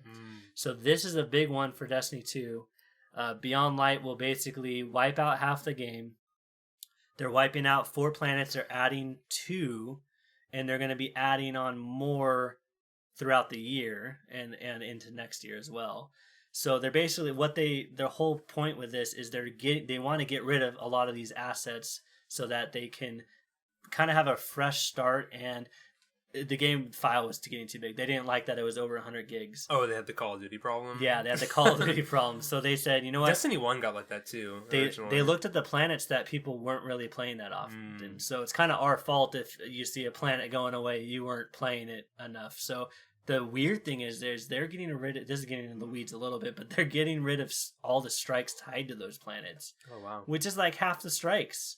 So the strike playlist is going to be a little weird. But anyways, yeah, that hook that Destiny 2 has is definitely going to carry on into Destiny 2 Beyond Light and it's all new content. So again, you're not going to November 10th. November 10th. It wouldn't benefit you to jump in now. That's got to be PS5's it's PS as well. It has to be. It has to be. Yeah. We'll find out, I guess. Cuz I want to play Beyond Light on the new console. I want that because I'm going to play it on Xbox though.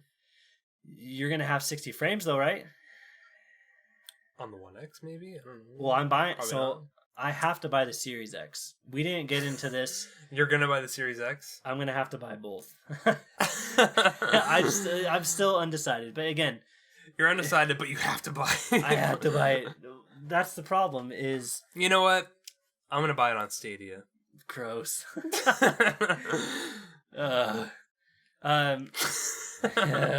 See, you don't have this problem because you have an Xbox One X. I don't think it's 60 frames on One X, though. You do? I don't think it's 60 frames. Oh, you don't think Beyond Light will be? I think it will be. I don't think Destiny 2 is. Oh, no, it's not. This is the first time it's going to be. Yeah. So, but I don't really care.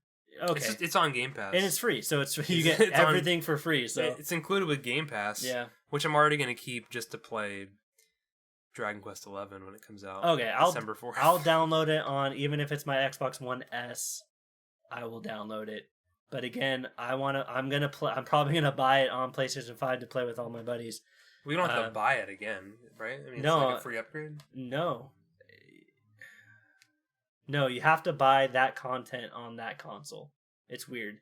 I think it's stupid, but so yeah. So wait, if you buy Beyond Light on PS4, you have to rebuy it on PS5? No. If you buy it on PS5, you can't just transfer that to your Xbox version. Right. That's what I'm saying. So what I'm saying is I'm going to buy it on PlayStation 5. You can't just you can't just use the Game Pass content. Exactly. I can't just log into Game Pass and get all that free and then update and then just transfer it to PlayStation. That's what I'm saying. So I'm going to have to purchase it on PlayStation 5. I want it because of it. I will say this again. It is like Destiny 3. Because it's going to have the huge directory change. They're changing the way supers work, so you don't have the trees anymore. So you don't have like here's your subclass and here's 3 different tree options. They're revamping all of that. Wow. So you're going to get that revamped, and you're going to get 60 frames at 4K on new consoles. So to me, that's Destiny 3. It's a new launch. So yeah, again, don't play it on. Don't just wait till Beyond Light comes out and play it. Don't play Forsaken, whatever the heck. Forsaken's amazing though. You'll have to go back one day. I'll run through all those missions with you because those are really fun. Anyways, we're getting way too deep. This isn't a Destiny podcast. Someone out there might be interested in Someone Destiny. Might be, but Destiny 2 so what we've been playing. You've been playing Diablo 3 on Switch. Do you have anything more to say about that? That's pretty much. Yeah, I'm Ghost of Tsushima as well. Okay. I'm still making my way through. Oh, what section are you in? I'm still in Act 2. Act 2. I've just been doing side quests. I need to do more main quest stuff. I liberated all the first area. Okay. Yeah. Don't worry about liberation. Worry more about doing the side quests. Like if you're gonna spend your time, just get those side quests done and then start the main quest. You could always go back and liberate. No. Yeah.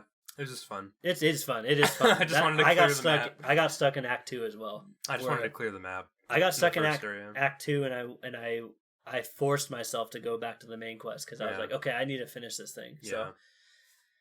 So you'll have fun with that. So those are the 2 games? Yeah, that's pretty much all. Okay. Besides from doing homework, I'll keep this kind of brief because we're already pretty deep into this podcast. No, go full on into your.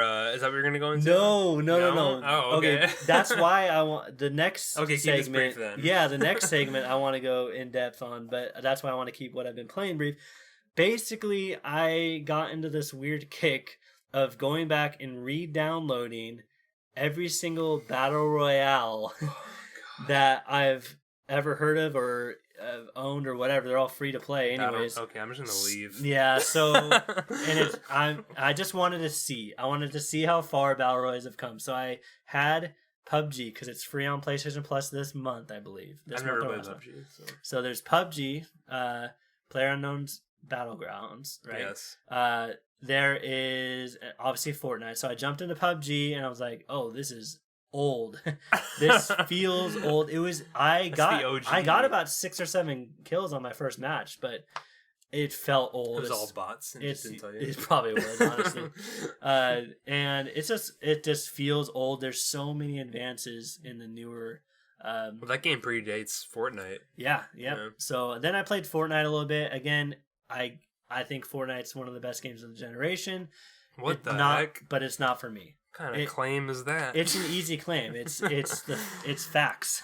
It is one of the best games of 2010 to 2020. It really is. You can't. There's as far as a cultural impact. Okay. And as far as cultural impact, and Epic made Gears of War. So, right. So. Yeah. So the quality's there. I guess. Fortnite has that quality. It really does. I didn't know this was controversial. I thought Fortnite was one of the best games. I'm just so over battle royales. Yeah, that's the thing. Is Fortnite? I feel like Warzone was like the last battle royale. I was like, okay, I'm like done with this whole genre. Which is really cool. So speaking of Warzone, yeah, I basically went from PUBG.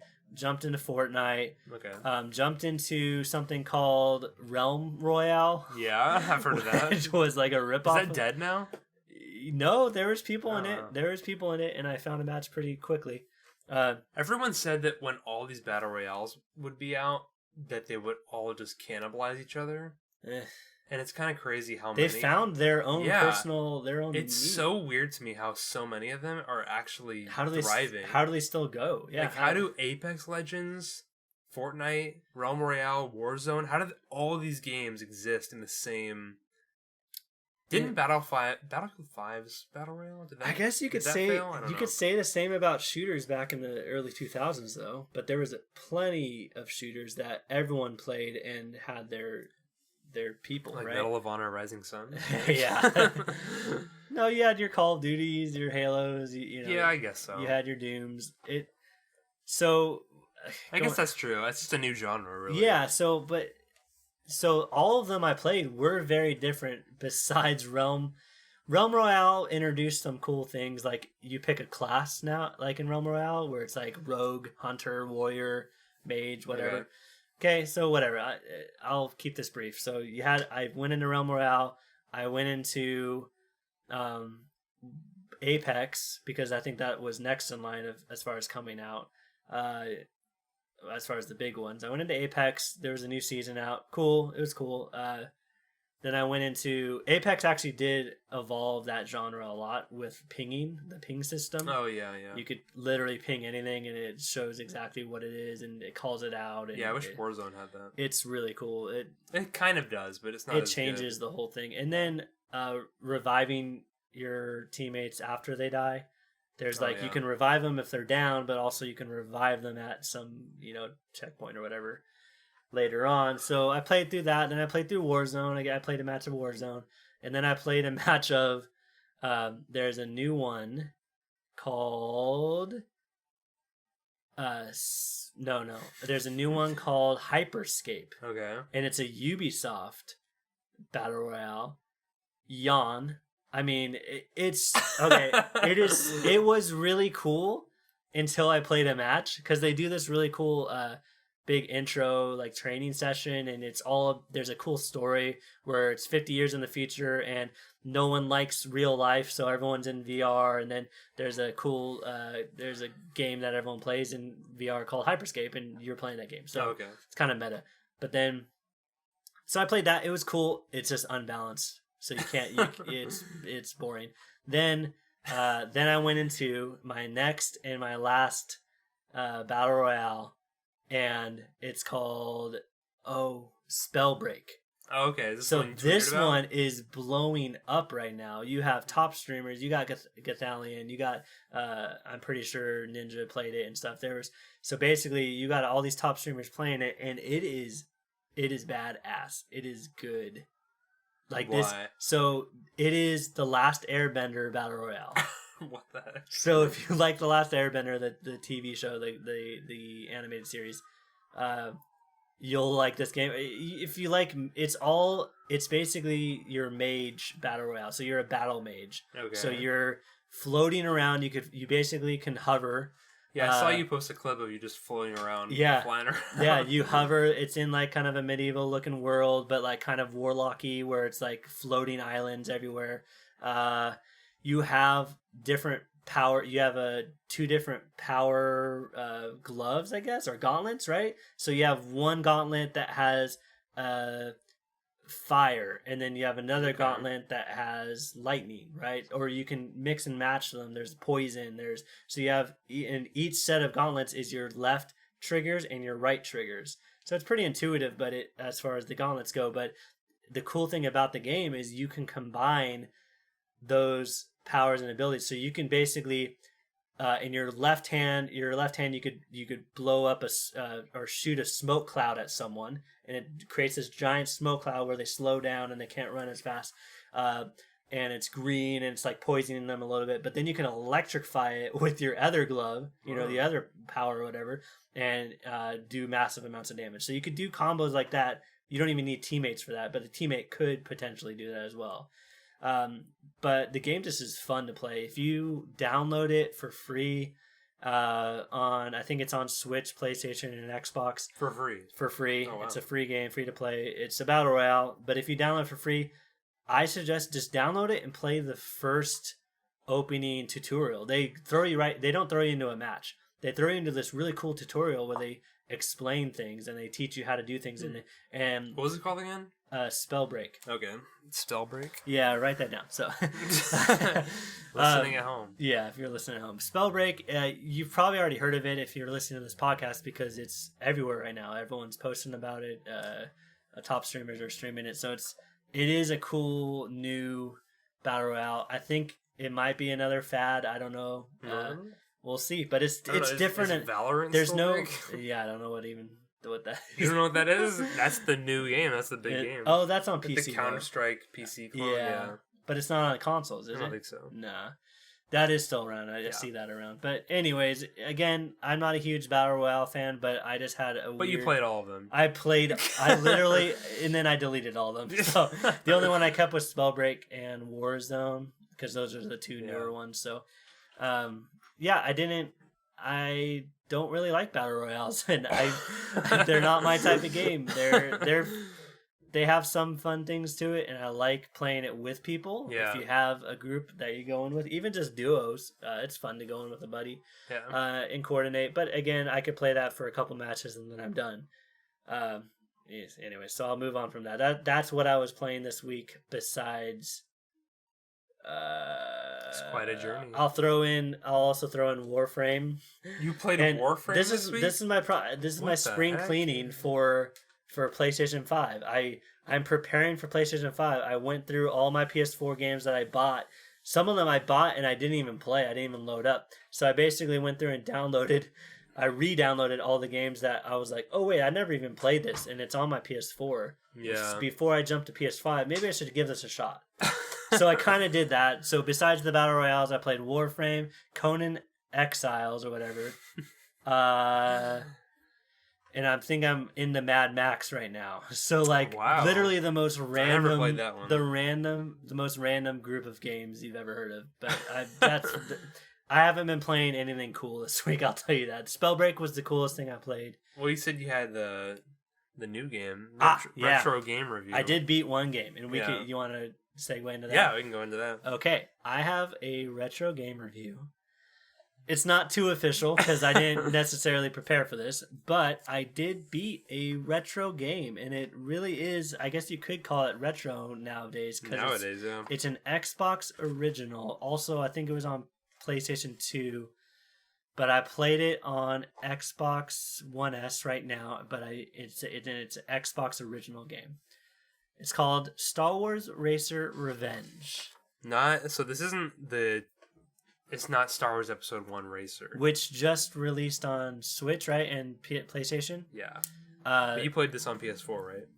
No, this review is... Oh, yeah, you're right. Sorry. My bad, guys. Yeah, this was PlayStation... Racer Revenge. This was Racer Revenge, and it said PS2 on the box, I believe. Yeah. You played the PS2 version. It has trophies, doesn't it? Yeah, they added trophies. It's like it's cool how they trophy-enabled the PS2 games. I was playing so much... Yeah, I forgot. I played a lot of So you beat it?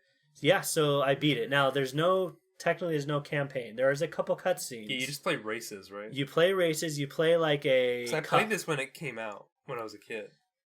Yeah, so PS2, that you must have been 10. So it was 2002? Not to interrupt you too much, but Star Wars Episode 1 that Racer. Yellow case is beautiful. Yeah. Star Wars Episode 1 Racer was on came out a 64? Yeah. Yeah, I think it was on Nintendo 64. Let's double Is that check. a new tab, right? Episode 1. Okay, wait. It's not a touchscreen. Okay, wait. Episode 1 Racer came out in 1999. Wow. And then Racer Revenge came out in 2002. So yeah, the original pod racing game came out on N64. And probably something else. And PC. There's some version on Game Boy Color apparently, but there's no way that's the same game. No way. But probably some top-down version. So that one kind of... But anyway, 3 years later, 2002 Racer Revenge came out, and I was 10 years old when I played that. That's how long ago it was. The height of the prequel, Star Wars prequels. Yeah, it was. No, that was before Attack of the Clones came out. Yeah, so that was a fad. That was a huge cultural phenomenon of Episode 1 Racer. This is the first time Star Wars is introducing pod racing, right? Okay, so here's the thing, too, before you get into your review. Okay. Episode 1 Racer, you'd be racing, driving through the tracks, and you would smash into an enemy, and you'd break their pod, right? They'd respawn. Oh. Yeah. They would just respawn even if you killed them. Or you died, you would respawn. What was so cool about Racer Revenge, which I'm sure you're going to say, is that you can just wipe out racers and they're dead. The entire field. You could just kill everybody if you wanted to. And that was always like... There was 8 or 9 racers and you can wipe out the entire field. What made Racer Revenge so cool is because we all played Episode 1 Racer, and I had it on PC and I played it a ton, was that you would like ram into people and wipe them out and then respawn, and you were just disappointed by that. Yeah. And then Racer Revenge came out and it was like, oh my god, I could just kill everybody on the map. Kill them. It was like so exciting at the time, just being able to play like a pod racing game that was like a real pod racing like game. The movie. It was like the movie. And it like even had the fake speedometer in the bottom right where it was like you're going like 600 miles an hour. 370. But you play it now and you're not even like going that. No, there's no way you're going. When you're a kid, you're like, oh my god, I'm going so fast. But like now you play it and you're like, all right. The game, it's not that fast. Yeah, the game does a really good job of making it feel like you're in Episode 1, Star Wars Episode 1. Not Episode 1 Racer, I'm talking about Revenge right now. So Star Wars Racer Revenge does a really good job at making you feel like you're in a pod race. And that's such a weird title. Star Wars Racer Revenge. Yeah. I don't know why they had to put Revenge. I guess because Sebulba was... I don't know. That black Sebulba. Star Wars Episode 1... They dropped the Episode 1, apparently. So, Star Wars Racer Revenge. So, title, naming... Yeah, I don't get it. I don't get it either. I never got it. But... it might have been because there was kind of a story now with the cutscene. Really? So if I get into my review a little bit, okay. The game starts you off. You can start this just a series of races but you basically pick a career with whatever pod racer you want. So you pick, I think there was only a couple to start, and when if you get first place on their track, that hometown track of that pod racer, you unlock them. So I ended up unlocking everyone but one racer, I believe, and obviously none of the hack races, which we can get into later. What are the hack races?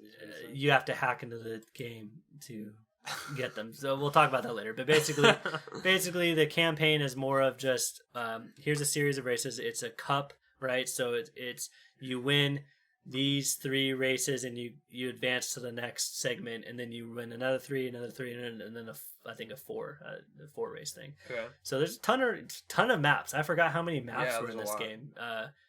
Games used to have a lot of maps, like even just in shooters and whatnot. But this was cool. It had a ton of maps, ton of variety, different colored maps, different layouts, different twists and turns and obstacles in these maps. So they were really fun. They kept me on my toes as I was racing, even though most of the time I was listening to a podcast or music or whatever while I was doing it. I wasn't paying too much attention.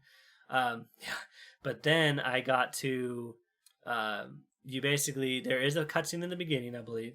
Then once you finally beat the game, it actually does roll credits. Okay. So before it rolls credits, it shows this cutscene where you go up to Jabba the Hutt, and no one I don't remember this. No one knows what's going to happen to you because you're not Jabba Hutt's favorite racer. And it doesn't matter which racer you pick, you're never going to be Jabba Hutt's favorite racer. So if you win the cup, there's people like whispering, and like everyone's in that room where Jabba Hutt always sits, and he could pull the lever and make you drop into the pit. The what's the monster called? The Rancor. The Rancor pit. So they do a play on that. So my racer, which was Odie Mundrell, I believe, he is it the little weird weird dude, skinny dude, the like box shaped guy? No, not maybe, I can't remember, but basically Odie, maybe it's not Odie Mandrell. Yeah, that's him. Guy. That's okay, him. Yeah. I'm thinking of a different one. Odie Mandrell, and he's got an orange in the movie. Yeah. He's cool. So he's my racer. He's the guy I played back in the day too. So you basically walk up and everyone's kind of like nervous in the room. Okay. Everyone's nervous that you're going to stand before the great Jabba the Hutt. I don't think I ever got to this part. I think I used cheat codes to and then everything. The twist of the game, because you won the cup, the pod racing cup. As Sebulba? No. You win as whatever racer you chose. Playing. Okay. Yeah, so I chose Odie Mandrell. Okay. I got to the end. It shows a cutscene with Odie Mandrell, and he walks up, and everyone thinks something's going to happen.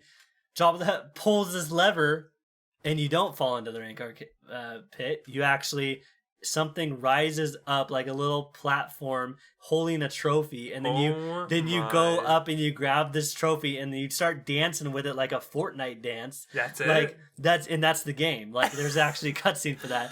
I'm gonna have to look that up. So yeah, and it doesn't take long to beat this game. It's 12 tracks or whatever. There's a lot of tracks, but basically that was it. And then it rolled credits, and I was like, cool, I just beat a game, because if credits start rolling, that tells me that I beat it, right? So I marked it down on my list of games that I've been keeping I beat in 2020, which was Star Wars Racer. And the funny part is I bought this game for like $5 maybe 4 years ago, 5 years ago. I remember that, yeah. And so I've had it for a while, and I've played it on and off just for fun. But this time I was like, I'm going to commit to one of these racers. And you pick that. So technically I could go back and play, all the different racers and earn all of the racers. Now getting into the review a little bit, that game is just hella fun. It encapsulates all of what I want from a pod racing game. Yeah. Because the movie, whatever you think about the movie and whatever you think about the pod racing sequence in the movie, it doesn't matter if it's in video game form. It's just fun. Yeah. It's fun to play. So again, like what you said, being able to knock people out for the entire race. You can knock your buddies out too when it was split screen. Yeah. I can knock out my brother. We used to play all the time, and he'd get pissed if I knocked him out because he'd be out for the whole entire match. So there's that mechanic, which was really cool. There is a damage mechanic, so you have a little health bar above each of these pod racers, right? And your own pod racer. Yeah, you can die and lose. You can die and lose the race, and you have to hold R2 to go, but you have to hold L2 in order to heal or repair your racer, and they can do it too. The bots can do it too. So you can you could bash someone all the way down to the little red bar, and then it's riveting. No, I remember. Like I'm remembering, like as in real time. Yeah. So there's that, and that was a cool mechanic. They could heal, and I got frustrated sometimes because they would heal. Graphics hold up pretty. Really? No, they hold up for I just called you out. They hold up for a PS2 game. Like, I don't believe you. It's well, it's PS2 game. Like, remember I played MX Unleashed last week, and I talked about that on the podcast. This one, I felt like had a little bit better graphics. Here's the thing about MX Unleashed.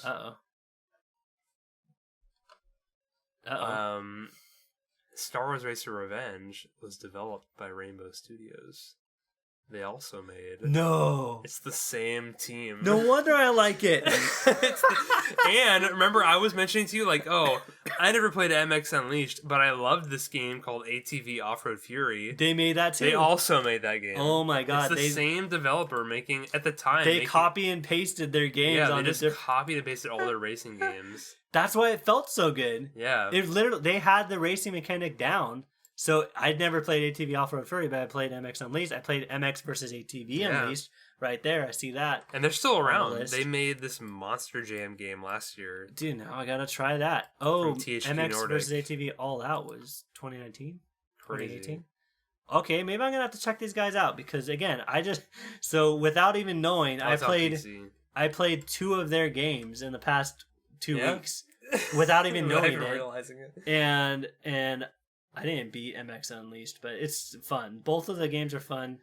This one, that's funny. I can't stop thinking about that.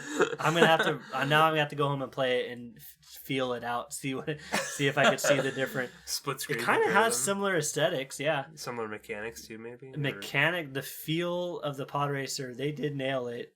But yeah, it's easy. I think that's what it is. They made their racing games easy and feel fun to play, where you can jack up the difficulty if you want more of a challenge, but just the standard is very easy to pick up and play. So so that was my review for it's not an official review, but my review for Star Wars Racer Revenge is I would give it 9 out of 10, 10 out of 10, 10 out of 10 maybe. I don't care, whatever. Well, it is that good. So. I'd give it a 2 out of 10. I don't think it holds up. You've never played it. I played it on PS Now. Okay. For a total of 10 minutes. Oh no. But I didn't hate it. I'm just kidding. I just tried it. I was like, oh, this is cool, and then I moved on. Yeah. It was one of those games where I started playing it for a bit on PS Now. I don't actually have PS. I'm not subscribed to PS Now. I just played the trial for a bit, and I started the game, and I was like, oh yeah, I remember this game. I remember everything. Yeah. So then I just stopped playing it. I played for 10 minutes. I was like, okay, I know this game. Yeah. Well, they released that bundle every once in a while where it's Star Wars Racer Revenge, Star Wars Bounty Hunter, oh really? And Star Wars Jedi Starfighter. So there's always. I think I own that on Xbox because it was like a Games for Gold. Oh, nice! Yeah, it's just sitting in my library. That might be my review for next week or my retro game. Jedi Starfighter. Yeah. Well, I have it downloaded. Maybe we could both. Let's both play it. Yeah. Okay. I'll make it. I'm gonna make a note. Yeah. We can both actually play the same. Yeah. We don't have to beat it, but we could come back. Retro game. Yeah, we could come back and talk about retro. It's funny that original Xbox is retro now. Yeah, they feel kind of retro. Even though it's 15 to 20 years old. 20 years, yeah. Original Xbox 2001. I mean, you think about it. Yeah, 15 to 20. Original NES games were that old in 2008. Which we consider retro. Yeah. Right? So that's a good point. They feel retro too, but again, I like the feeling. Some of these old developers nailed the feeling of racing or nailed the feeling of movement through the world, and they did a good job with it. So doesn't matter how old it is or how bad it looks. If it feels good, it's fun to play. So we're about close to the 2-hour mark of the show. Let's wrap this thing up. And if anybody wants to send in a listener question, we have an email set up. If anyone made it this far, well, maybe I'll plug this at the beginning too. Maybe, yeah. So send your Send your listener questions to adagamingpod@gmail.com. And I'll say it again, adagamingpod@gmail.com. Send your questions there if you have any questions for us. I don't know what kind of questions you might have. Yeah. We don't know anything. Maybe you have some a topic that we can discuss. Yeah, or a fun game. Or call us out on something stupid we said. That would be the best, actually. Please do that. Yeah. That would be the most entertaining thing to listen to. We got thick skin. We could take it. Yeah. I don't. Matt, maybe say we suck. I'll read it out loud. I'll cry in my room at night silently. We'll laugh in public on here, and then it'll be an awkward laugh, and then weep silently. Yeah, outside the podcast. But thank you so much for listening, guys. We really do appreciate anyone that does listen to this. It's just fun. It's fun for us to do. I like getting together each week. I mean, we've only done 2, but it really is fun. It's fun to do, and we like talking about games. Yeah. Do you want to plug that was our email. We kind of have a good naming convention for all of our social media is under that same ADA Gaming Pod. So Instagram and Twitter is both ADA Gaming Pod. So it's at ADA Gaming Pod. For Twitter. Oh, no, for Instagram. Oh, no, for both. I'm sorry, both. Yeah, it's all the same. At ADA Gaming Pod, and then Facebook is also the same. Oh, yeah, nice. You're right. Yeah, I kept it all the same. So it's... YouTube will be called... Did you make that YouTube account? That's a good question. I forget if I'm pretty sure I did. Yeah, you know what? I did. It's a discourse about gaming. There's no... I think it's just a discourse about gaming. Okay, well then, that'll be up there then. Yeah. I'll make a YouTube video. Anything that has an @ that has the @ symbol, it will be ADA Gaming Pod. So, okay, cool. Yep. People listening to this on YouTube are like, yeah, I know, I'm already listening to it on YouTube. Dude, I'm there. Shut up. Anyway, send your questions to us if you have any, or funny topics or comments you want to make. Even if you're listening to this a year from now. Yeah, just send them in. Feel free to send them in now. Like, hey, a year ago you said that Race and Revenge was good. I think it's a piece of crap. Call back, Call back? Do a callback. We don't have a phone number. A landline. That would be great. Yeah. Live calls. Let's get out of here, dude. We're just dragging this on now. Farewell. Thank you. This has been a Discourse About Gaming. Episode 2. Episode 2. Farewell. Love you. Love you.